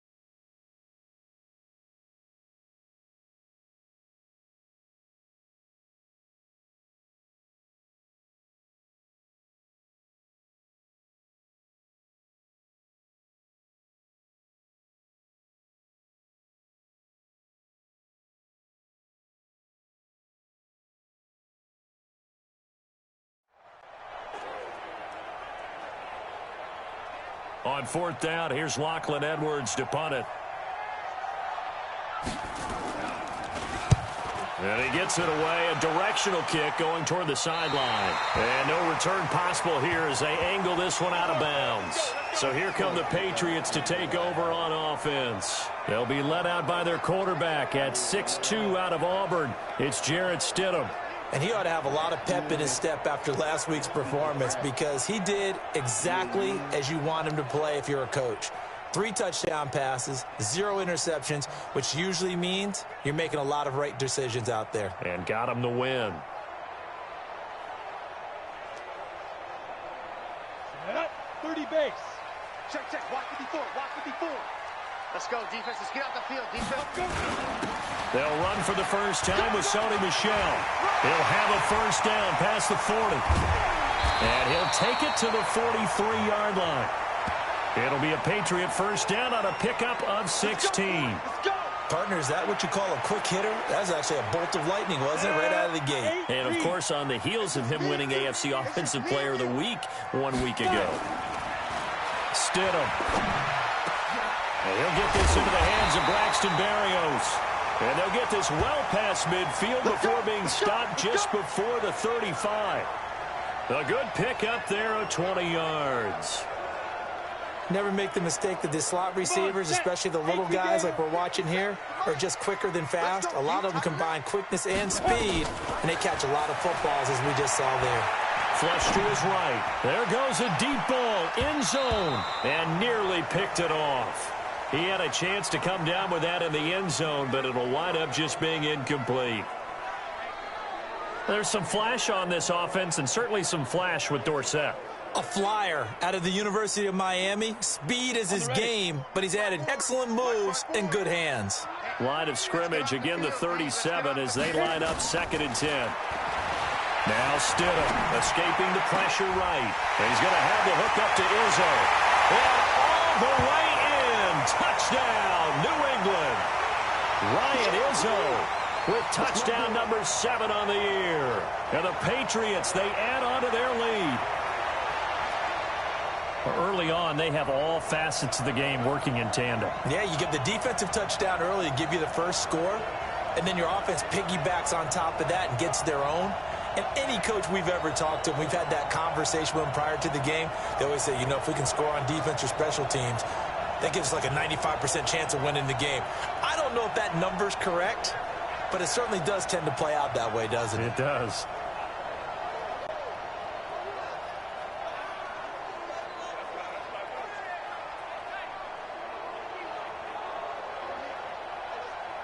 Now the try here for the extra point.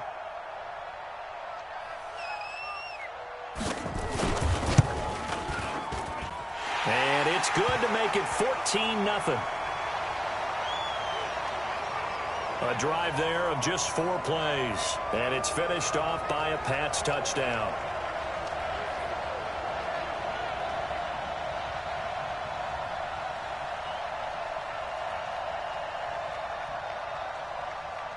Bailey now to kick it away after the touchdown.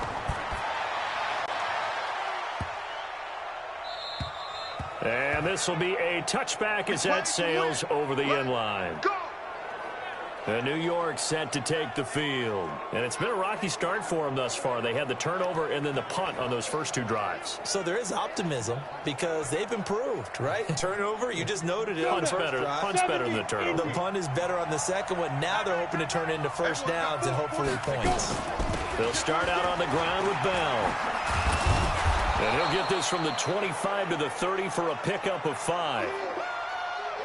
Simply not much more you can ask out of your running back. Over 100 yards and the 3 touchdowns. And for an old coot like me, I loved it because he did it on the ground. A running back taking control of the game. That's what I like to see. Hold on. An old coot? Coot, C-O-O-T. All right, I'll look that up later.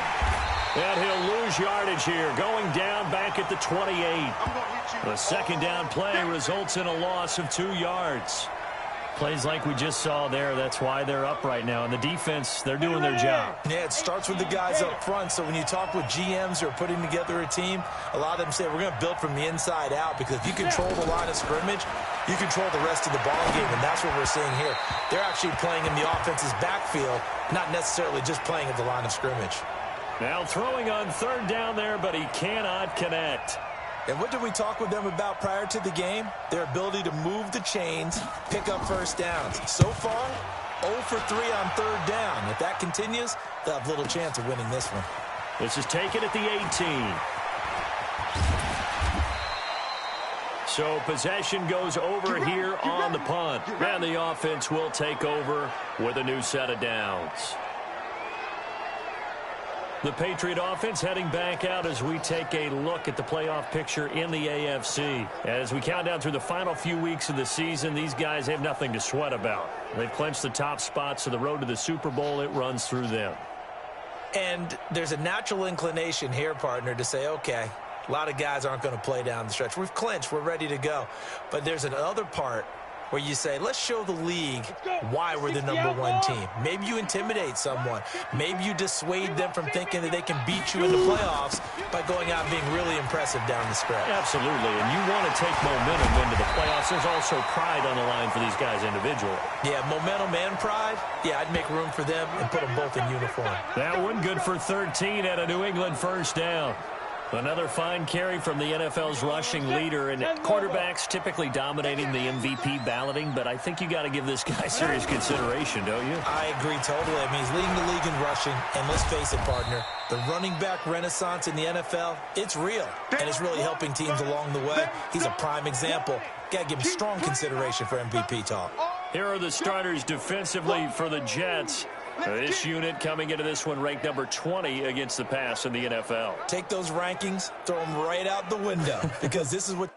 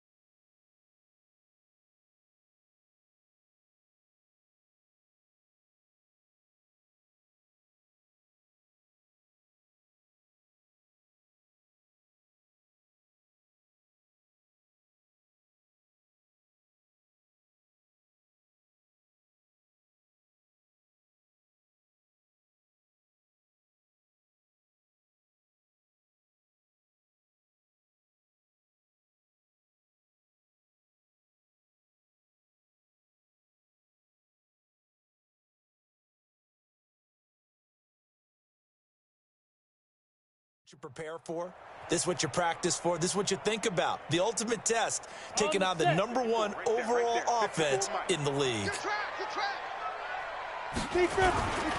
A give to Michelle running right. And he'll be brought down at the 45-yard line. 9 yards to pick up there, and it's a first down. Well, they came into this game saying it was important that they set the tone and show that they can run the football. I believe that they've done that here in the first quarter. So in Jet territory now. Here's 1st and 10 at the 45-yard line. And he gets this inside the 35-yard line. That one good for 13 at a New England first down. Blocking at the point of attack there was very strong. He had a couple of running lanes. And I never want to overlook the offensive line, but that's what they get paid to do. How about the quarterback? Everyone thinks all he's going to do is throw the football. His movement and deception can help a running game as well. 7 yards on the pickup there, and it'll leave him with a 2nd and 3.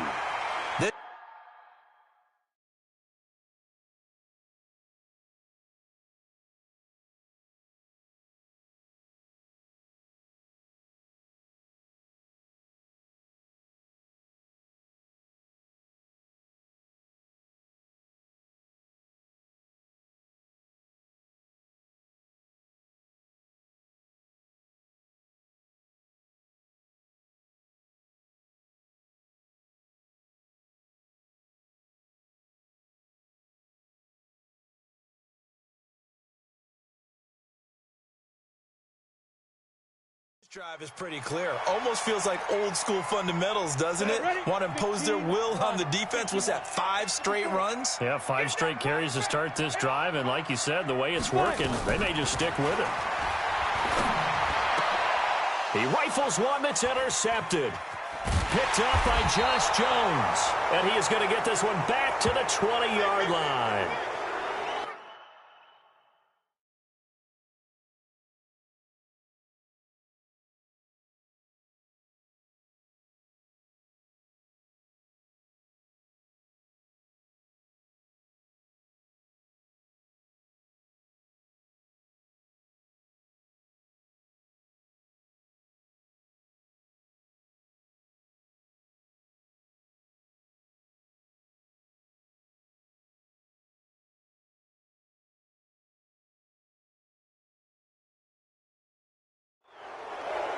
Boy, that's the kind of interception that can save a game right there. They're already down 2 scores. Huge play, slowing down what was going against them. I was thinking the same thing. You get down 3 scores there at this stage, could be in for a long ball game.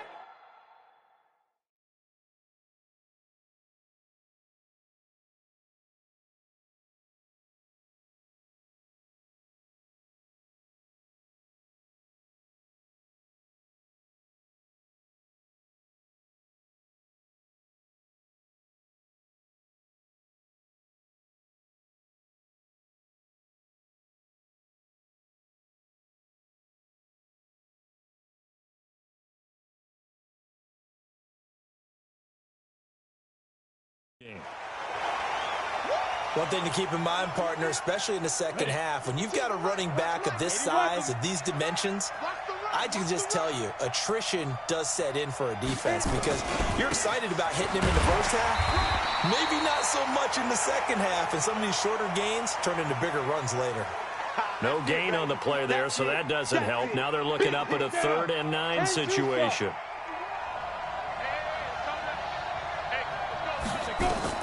To throw on 3rd down. Knapp, throw complete to Herndon.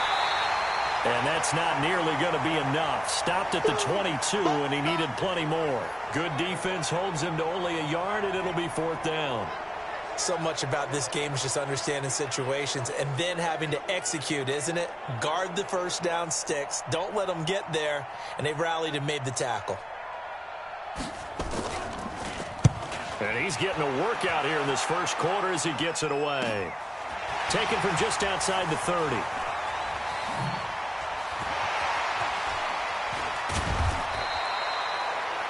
Now after the punt on that play, we've got a man down on the field. And how might this affect him for the playoffs? We'll get a report when we come back.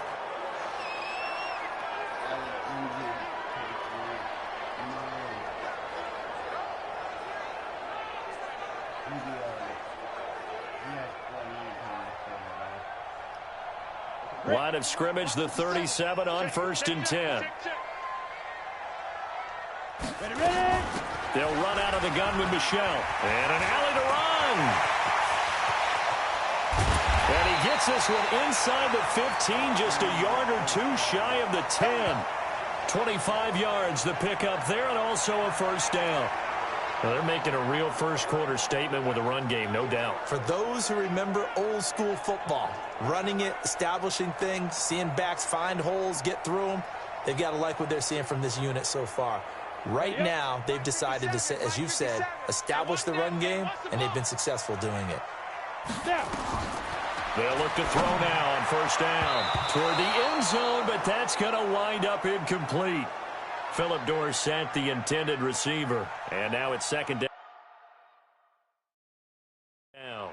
I'm going to need some help with this one. How did he miss him? Wide open in the end zone. He's not hurried. He's not hit. And somehow, incomplete? Yeah. What happened? During films. And he's in. Touchdown, Patriots. A 12-yard touchdown run. And the Patriots, they add on to their lead. Well, Brandon, if we go back to our meeting with the offensive coordinator, he showed us his script. Didn't show us everything now. He said, here's the script for the game. I think everything's going.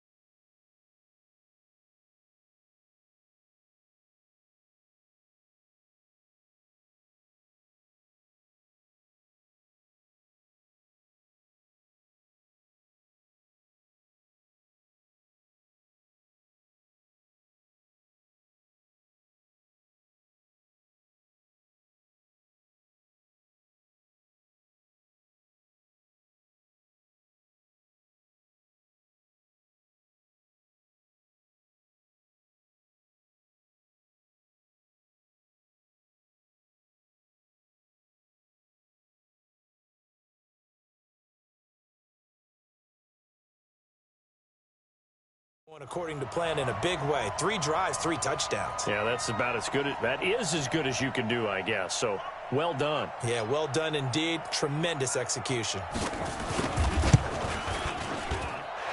Point after, right down the middle. And it's now 21-0. So they only needed 3 plays on that drive. And it was Sony Michel's touchdown scamper that polished the drive off.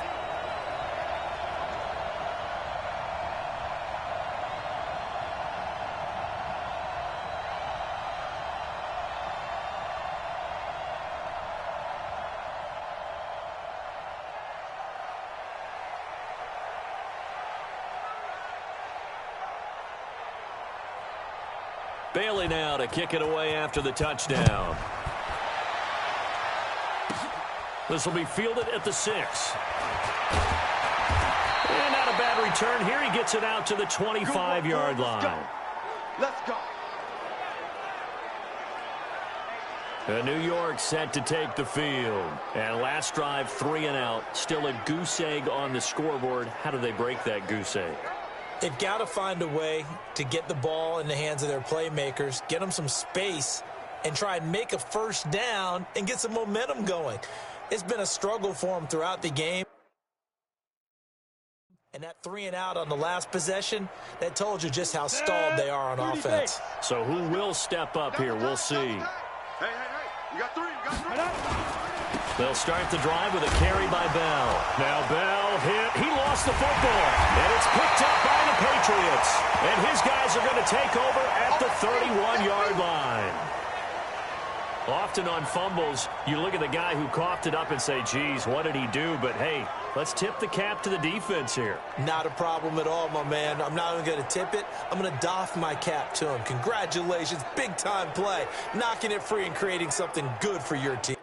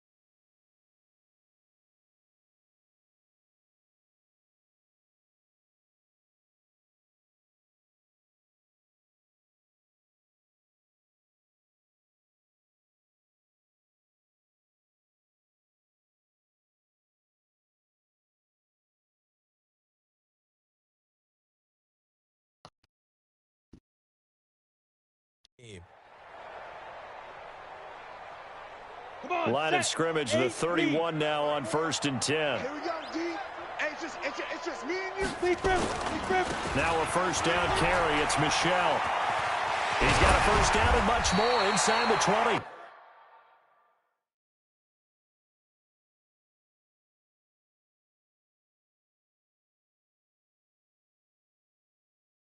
And he'll finally be taken down at the 18.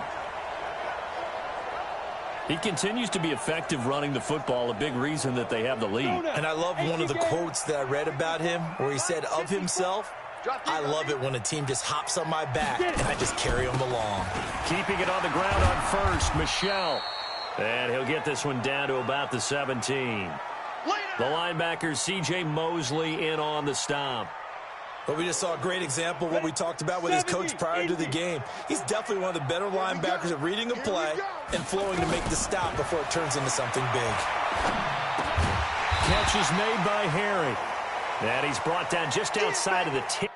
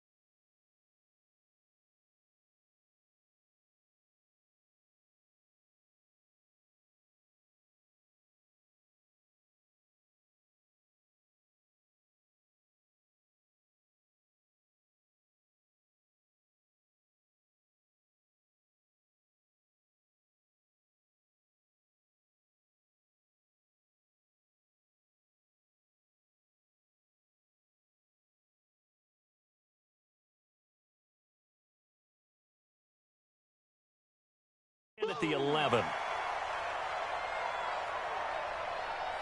They had the catch on second down, but it didn't help at all, and now they're looking at third down here. Ready.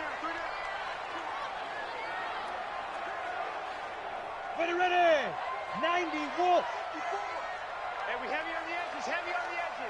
5. They're going to look to throw. Sliding out of the pocket. And this is caught. Touchdown, Patriots. N'Keal Harry with touchdown number 12 on the year. And the Patriots, they add on to their lead. He was able to move around and found some vision to throw the football. And how about how he ended it? Boy, he had some zip on that throw. Yeah, it doesn't hurt to have an arm like that. Results in the touchdown here. Great play offensively.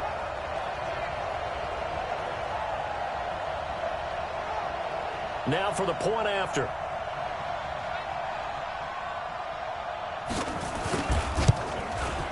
It's good, and they stretch their lead to 28-0 now. Just a 4-play drive that time, and it ends with a New England touchdown.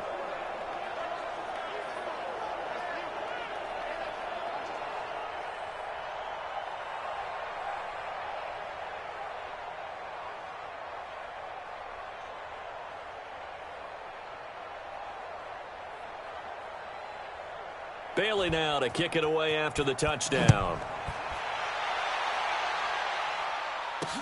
This will be taken in at the 1. And a pretty good return here. He'll be stopped just shy of the 25 at the 24-yard line. And as this offense makes their way back out, NFC playoff race time, we give you a look at what's going on there.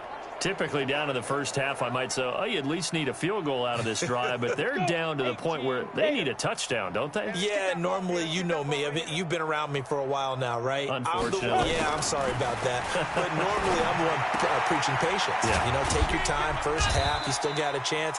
I think they're out of patience here. This has to be a drive that gets a touchdown. So if you're the play caller, you're going to that portion of the sheet that says big-time plays, specials, anything you can use to get yourself back into it. They'll run it with Bell. Only a couple there as he'll be brought down about the 28. Well, he hasn't made much of an impact in the running game thus far, and after that last run, not much is going to change in that area. He hasn't been able to get anything going, and really the offensive line not helping him much.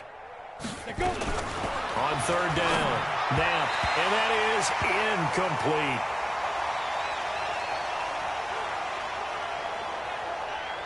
And that's a crusher right there. Had his man open for a first down, threw a fastball when that wasn't necessary, incomplete pass. When are these quarterbacks going to learn? You don't get extra points for how hard you throw the football. First kick, 47. This one looks good as well. White now to return.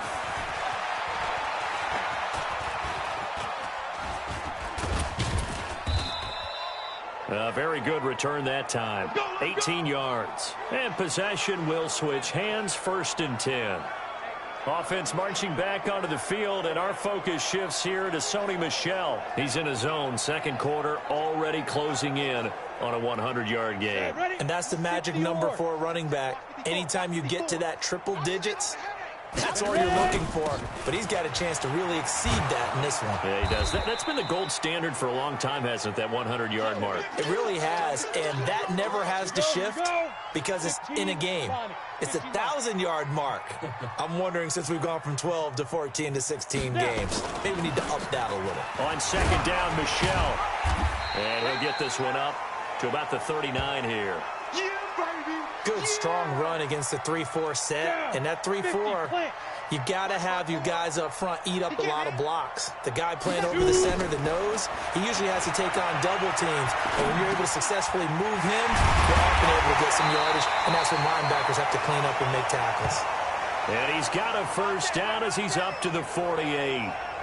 His first catch, good for 9 and a first down. Sometimes it's designed, and sometimes you just have to know when to leave the pocket and move and make something happen. And on that play, he was able to get on the run and was still accurate throwing the football. On first down, Michel. He's got the first down and more inside the 40. And finally taken down at the 4-yard line. A big-time run there by Sony Michel. 48 yards. One of the reasons that this team is on this win streak, big runs like that. When you see runs like that broken off, you know this is a team that's confident running the football. A big reason why this streak has occurred, they've come together, had a plan, and stuck to it. And when you get big-time runs like that, it makes it easier to stay with it, doesn't it? 10-2, sir. 54, Mike, 54. Hey, they're scared. They'll try and run for it on 1st and goal. And he is in. Touchdown, New England. James White, his 19th touchdown now on the season as his guys continue to put this one out of reach. Nice job of polishing off that drive, but all the credit there goes to that play prior. Yeah, it certainly does, because after that big play, I think resistance almost felt futile at that point, didn't it? And the very next play, they come right back, quick, fast, and in a hurry, and put it in the end zone. Extra point right down the middle. And a rout is on here in this first half. 5 plays there on that drive. And it results in a 4-yard touchdown run.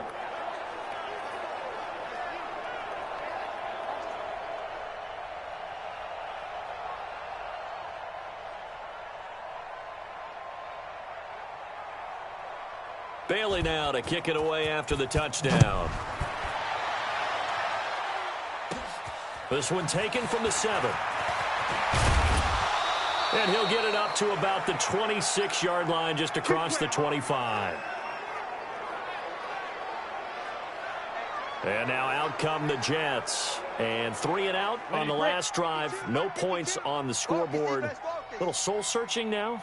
I would say so, and they need to help out their defense a little bit. They've had to be on the field a lot more than normal, put them in some tough spots. But what's the old adage? When you get another chance, it gives you a better chance to do it right. Throwing to start the drive, but that one incomplete.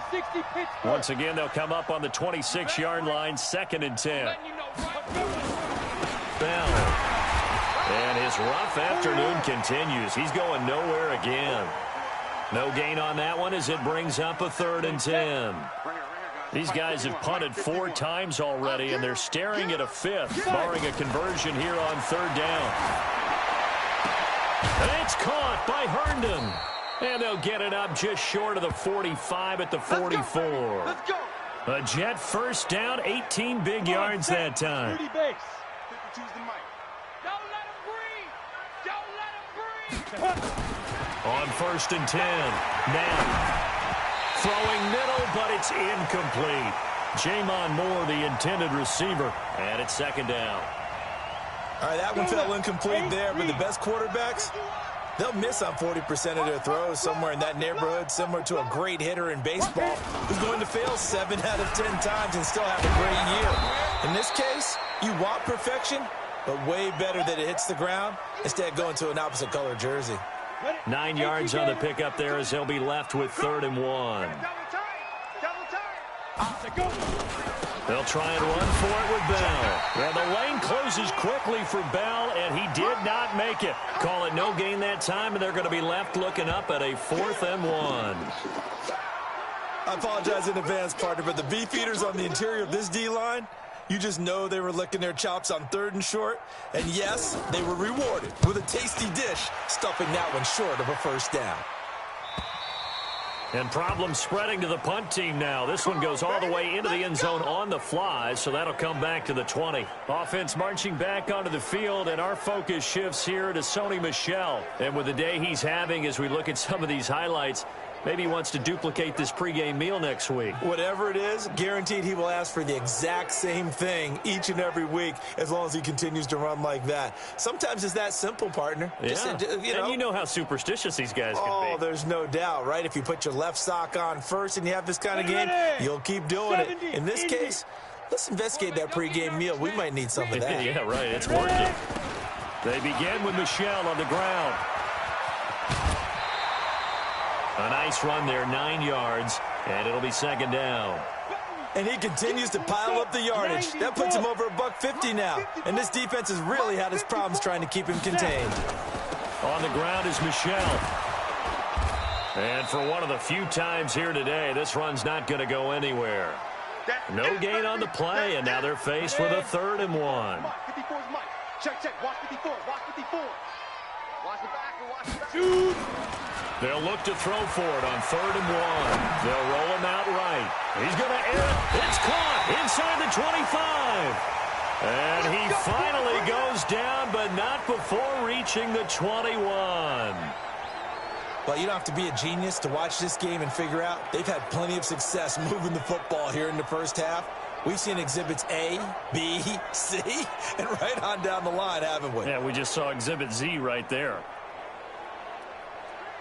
So the big play gets them all the way down to the outskirts of the red zone here for 1st and 10. Off the draw, here's Michelle. And they'll get this down to the 10. 11 more yards that go around, a 1st down as well. Let's go. Now, this is an example of breaking down a defense, because on a lot of these runs, he's getting past the point of attack, and guess what he's doing? Forcing the secondary guys to have to make a lot of tackles. The 3 red zone trips, 3 touchdowns so far. They'll look for a 4th on 2nd and goal. First carry for Damian Harris, the Alabama man. And they go the wrong way on this one. Losing yardage back at the 12. It'll wind up being a loss of 2. And that'll make it 2nd and goal. They'll try again on 2nd and goal after going backwards to the 12. Going on the ground, it's White. And he's going to work this one down to about the 5. 7 big yards on the carry there to get him within range of the goal line with 3rd down upcoming. They'll try to run it in. Michelle. Now he's over the line and into the end zone for a Patriot score. Sony Michel with his 2nd touchdown here in this first half as his guys continue to pour it on. Able to punch it in on 3rd down makes it easier for those guys on the sideline. They didn't have a 4th down decision to make. Yeah, could you feel the exhale? Because they were already thinking ahead, as all the good coaching staffs do. Anticipating, will we have to make the call? They already had it lined up. Never even got to it. Extra point splits the uprights, and the route is on here in this first half. So that a 7-play, 80-yard drive. And it was Sony Michel's touchdown scamper that polished the drive off.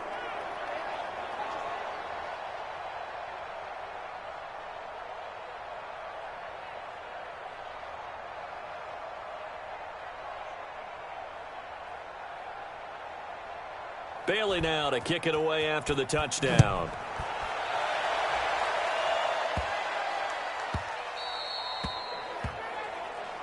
We got this. Here comes the field general leading his offense back out there for the next possession. In 2nd quarter, they're down big already. He's struggling as well. They've got to find something here. He's got to find something on this drive. And sometimes you take on all that extra pressure on yourself, and maybe you have to disperse it a little bit. Lean on some other people, lean on your teammates. Find someone who can take the pressure off and get the ball in their hands for a while. Or this, if he doesn't, this is getting out of hand, or it could get worse. Well, they had the run for no gain. Now they'll try again from the 25 on 2nd and 10. 2 minutes remaining in this first half of football. And we remind you, coming up at the half, we'll join who, Charles? The coach. The coach, Jonathan Coachman, standing by in Orlando. He'll have stats and scores from games in progress, as well as scores from earlier today. The coach. Sorry, we get slap happy up here sometimes. They try to throw on 2nd down, but this one is incomplete. To throw on 3rd down. Knapp. It's caught by Quincy Enunwa. And he's going to be brought down short of the 1st at about the 31-yard line. The completion good for only 6, and that'll bring up 4th. In today's football, where receivers break tackles, make people miss, get upfield for the extra yardage, when you see a play like that where it's caught and he's dropped on the spot, that's a big-time play by the defense. Here's Lachlan Edwards now, as they're forced to kick for the 6th time today. And he gets this away, and look at this. This is a good one.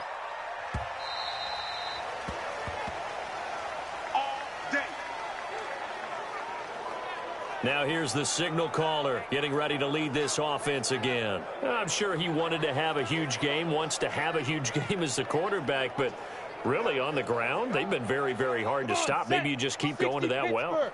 I think so, and isn't it funny how the Definition of balance changes for us from game to game. Sometimes it's 50-50, run it, throw it.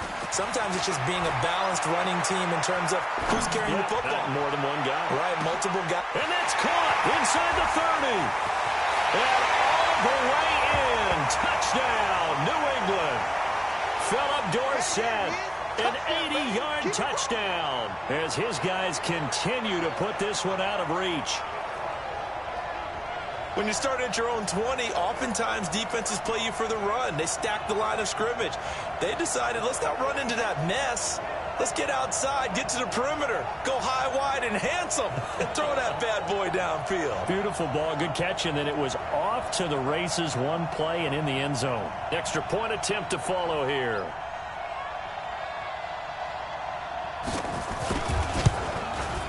And the route is on here in this first half. Those are the ones the offensive coordinators dream about. One-play drives from that distance. What an effort. It results in the touchdown.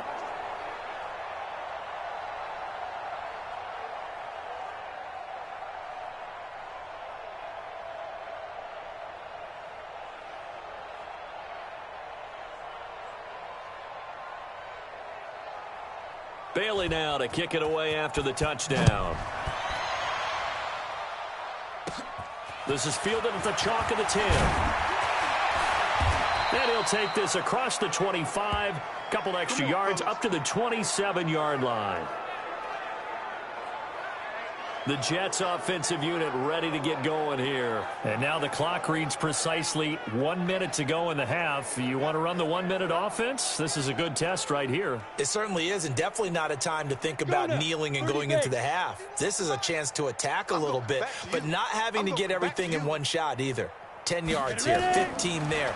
Work the sidelines, work the clock. Give yourself a chance for at least a field goal going into the half. The Jets are going to use the first of their timeouts as they get the stoppage with a little over 50 seconds to go in the first half. 2nd and 5. Throwing over the middle, but it's incomplete. The safety, Patrick Chung, got a hand in, knocked it away. This defense has been very disruptive early on as they force another one to go awry. Seems to be the front and the back end. Pass rush, they've been able to get home, and they're taking the ball away in coverage as well. I love how you put it together. The front and back working in sync, only way to play good defense. And they bring him to the ground just shy of midfield. Now the Jets going to use the second of their 3 timeouts as they'll stop it with just over 40 seconds to go in the first half. I can't believe they let you play. I can't believe they even let you play. On first down, Knapp, he's got Herndon, his tight end. A gain of 6 there on first. They're going to need to get up and set in a hurry. 2nd and 4. Caught here by Bell. The Jets going to go ahead and use their final timeout as the clock will stop with 18 seconds to go in the first half. Mike 51, Mike 51. On 3rd and 2, Knapp trying to lay one up deep. That'll be incomplete as the clock will stop with 14 seconds remaining. Here's Lachlan Edwards now. He's been one of their few bright spots so far. And he'll get this away into the icy winter air. And now where will the side judge stop his walk? That's the question. He says it crossed out of bounds at about the 17-yard line. Final 10 seconds of the half as they've got it 1st and 10. Well, indeed, trying to run it out as they start on the ground. He's got a first down past the 30. There he goes left side. 20, 10, and he's in for the touchdown on the final play of the first half. The prayer is answered. How did they get that done? Go ahead and give him the hat trick. He's been in the end zone now 3 times. You toss your fedora first, okay? You go ahead and do that. But let's be honest about it. That 3rd one, that's the most spectacular run he's had in the ballgame. It's almost as if he's been playing his own game of, can I top this? And each run has been more spectacular than the last. And now this will be the final play of the half, as with no time remaining, they'll try and add 2 more to the lead right before intermission. They'll throw now on the final play. Steps away. And he will get into the end zone. So a perfect finish to the half. They get the touchdown on the final play, and 2 more for good measure. So we've reached halftime here on Christmas Day. As we'll send you down the coast now to Orlando, that's where we find Jonathan Coachman, ready with our EA Sports Halftime Report. Coach. All right, Brandon, thank you very much. Merry Christmas to you at home as we take you around the NFL on this 25th day of December. We'll begin in Texas, an AFC matchup between Miami and Houston, and they are just about ready to head to halftime with the Dolphins on top. Kenny Stills, a touchdown reception. Next, we head off to check out another game, and they were winners in that one as they defeat the visiting Tennessee Titans. 21-7, the final score. Lastly, let's get up to Buffalo to check on the Bills, and they were losers in that one to the visiting LA Chargers. 35-13, the final score. Meanwhile, our game has been a boat race, very one-sided to this point. And for the call of the second half, let's get it back to our commentating team of Brandon Godden and Charles Davis. Excuse me.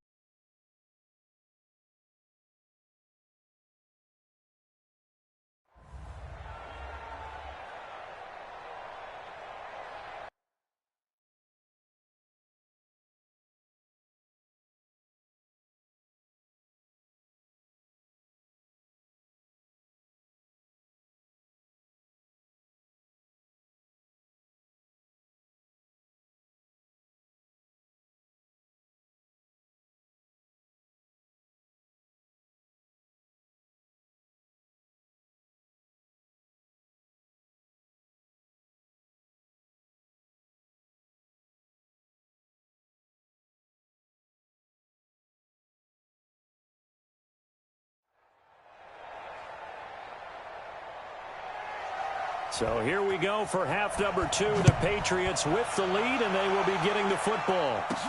This is fielded at the goal line.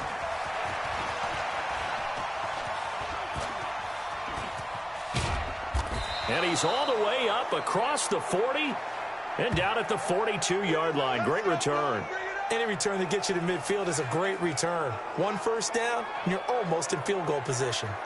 Out comes the New England offense to see what they can do this time. They had a big first half. Now they have a chance to add to that lead here in the opening possession of the second half. And everyone always asks about halftime adjustments, kind of the key phrase. What did you do at halftime? Well, the way they ran offense in the first half, I think they were very calm, congratulatory, but also what they were saying is don't expect them to be the same on defense. They'll be the ones making the adjustments. Let's see what they do, and we'll attack accordingly. And we'll see how they attack here. Now, the first play of the drive there is incomplete. Back to throw now on 2nd and 10. Eluding the pressure right. Looking for Harry. He aired. And this is caught inside the 5. And he's in. Touchdown, Patriots. N'Keal Harry with his 13th touchdown of the year and 2nd of the game as his guys continue to pour it on. As he was shuffling right out of the pocket, you could just tell he was going to take a shot downfield. He had his eyes down there the whole way. He certainly did. He wasn't taking off to go, right? When he was flush from the pocket, a lot of times you see him, eyes will drop, ball will get tucked, and he takes off, becomes a running back. But as you noted, stayed alive as a passer, tremendous body control, and a pretty good arm there, too. Just so they feel better. Yeah. But you know I'm slaughtering them.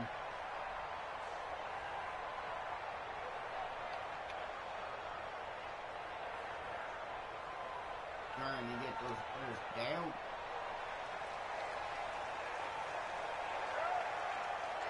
So with the missed PAT in his rearview mirror, he goes back out to kick this one off. This is taken at the 3. And not a bad return here. He gets it out to the 25-yard line.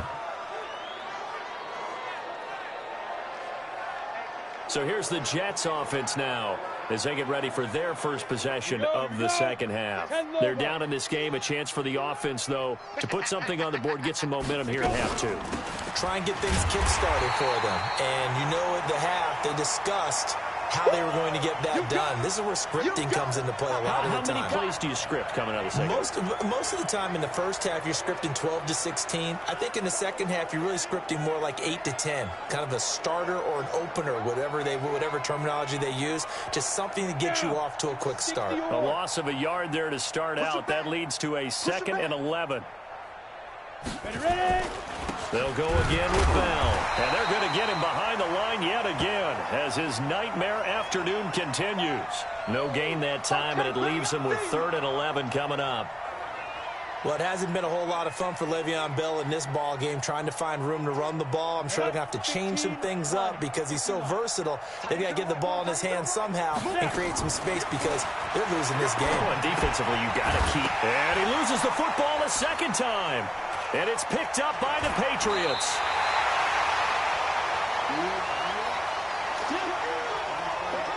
The psychology of the game never ceases to amaze me because you would think there would never be a fumble from what we hear from coaches all the time, right? And how much they practice not fumbling. Practice it, preach it, talk about it all the time. You would think no one would ever turn it over.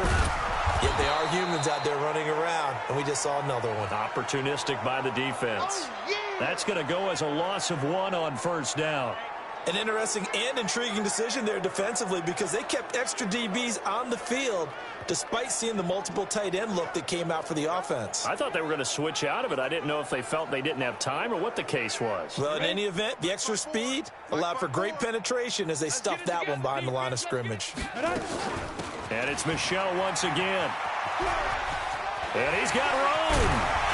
And taking it to the 15-yard line before he's brought down. Give him 15 yards on that one, and New England has a first down. They're trying to show that they can run the ball and protect this lead. Give it to the backs, play a little bit of keep away, don't you think? And that's probably a good philosophy at this point, going to make that defense stand up and stop them. They'll run on first down. Michel, and maybe a measure of revenge there. He's had his way in this one, but this time they get him behind the line. Come on, set. 10-2 soft. Get it. 2nd and 13. On the move to his left. And it's caught. And he'll take it into the end zone for a Patriot touchdown. Ryan Izzo with his 2nd touchdown of the game, number 8 on the season. And the Pats take advantage of field position on the turnover to cash this one in. In order to lead in a game, you're going to get plenty of contributors, but that's his 2nd touchdown catch of this game. He's one of the key guys in this one. And you better believe he'll be looking for the hat trick here as this one continues to go.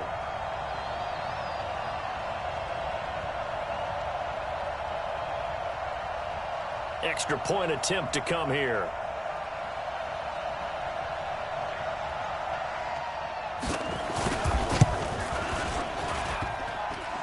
And it's no good. It has not been his day. That's the 2nd extra point he's missed so far.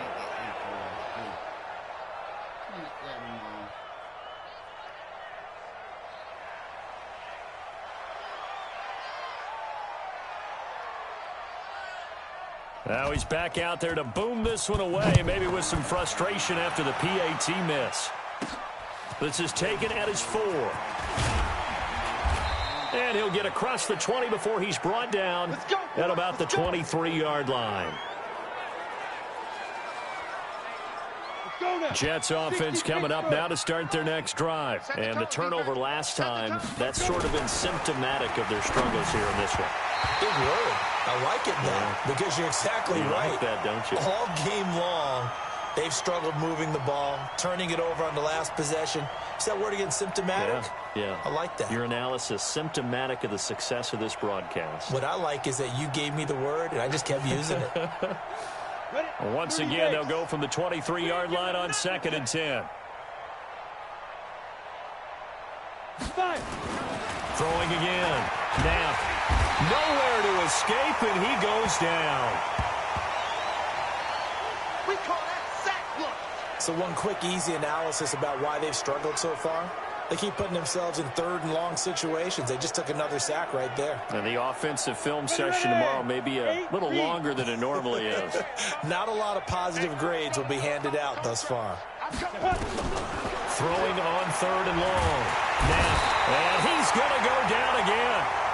Lawrence Guy, he's the one to get him, and that is sack number 7 for him on the year. It's been a tough one all game long for this offensive line. They're already down big, and now you know they're just going to come after the quarterback in a big way, don't you? Yeah, they just can't get out of their own way right now. It's created an avalanche, and an avalanche is coming right on top of it.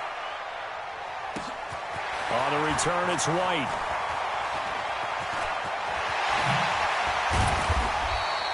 A great return there, bobbing and weaving his way for 31 yards. And the Patriots will have great starting position as they take over 1st and 10.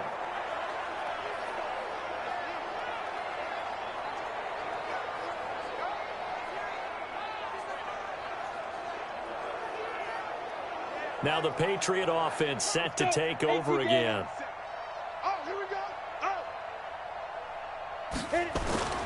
On 1st down, Michelle. And he's going to get this down near the 30-yard line. That goes as a gain of 11 and a Patriot 1st down.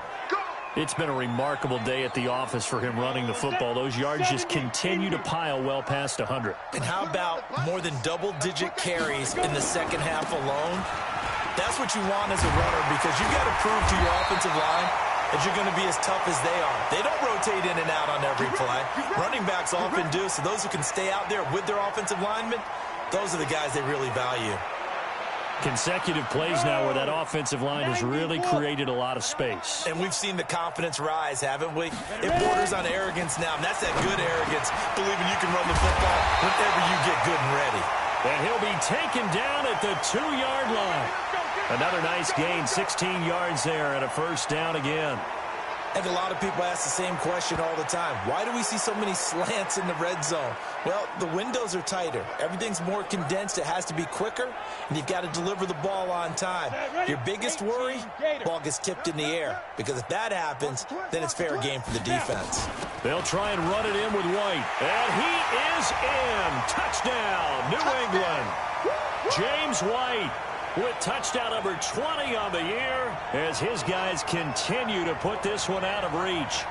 And he certainly played a pivotal role with those 2 TDs and why they're up on the scoreboard right now. Well, someone's all about winning, aren't they? Because he's not worried about the number. Sure, it's great to have 2 touchdowns.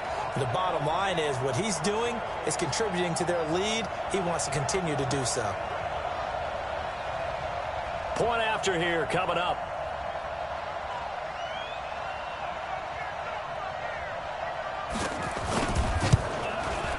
Now, these have been no picnic for him so far. He's missed 2, but this one is good.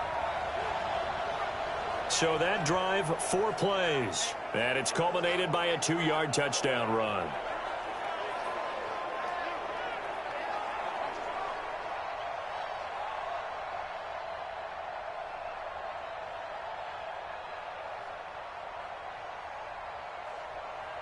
Bailey now to kick it away after the touchdown.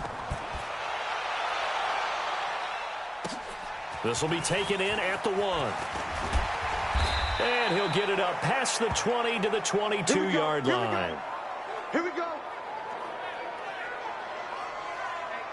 Here's the Jet offense now. They head out to take over. And still no points on the scoreboard. You're coming off of the 3 and out. They're just looking for anything to grab onto right now, aren't they? I'm wondering if someone's going to take charge in the huddle. You know, we always look to the quarterback, but sometimes it's another player on the team, a star, a veteran, someone with some excitement and energy. It's like, all right, guys, let's shake things up and let's go, because they still have an opportunity to make things happen. Shake it off. 51 the mic, boy. 51. Go on. Come on. On 2nd down now, it's Bell. And he's brought down, getting this one up to about the 35. Give him 12 yards there, and the Jets have a 1st. Running lanes were at a premium in the first half, but he's able to find some room there, and he's hoping that that's a precursor of a big second half. Now, after the run by Bell, here's another 1st and 10. From the gun. Now, toward the left sideline, but it's incomplete. He was looking for Jamison Crowder there. That'll bring up second down. Here's 2nd and 10 now from the 35. Watch the screen, watch the screen. Watch it, clear. To throw again. Knapp. Anuma's got it, complete. 6 yards is the pickup, and that'll lead to a 3rd down.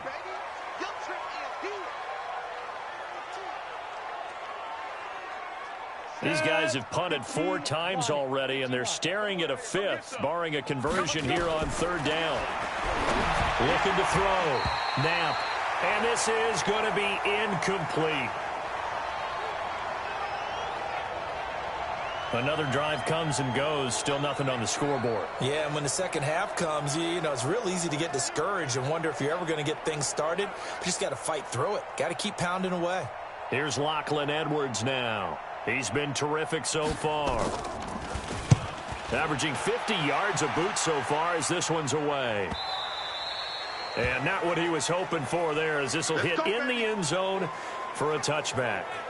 Now out comes their leader and the captain of this offense back onto the field. Really solid effort for him right now. 3rd quarter, already 4 touchdown passes. How many can he get here? That remains to be seen, but I know one thing. You and I will be here to watch, and I'm not going anywhere.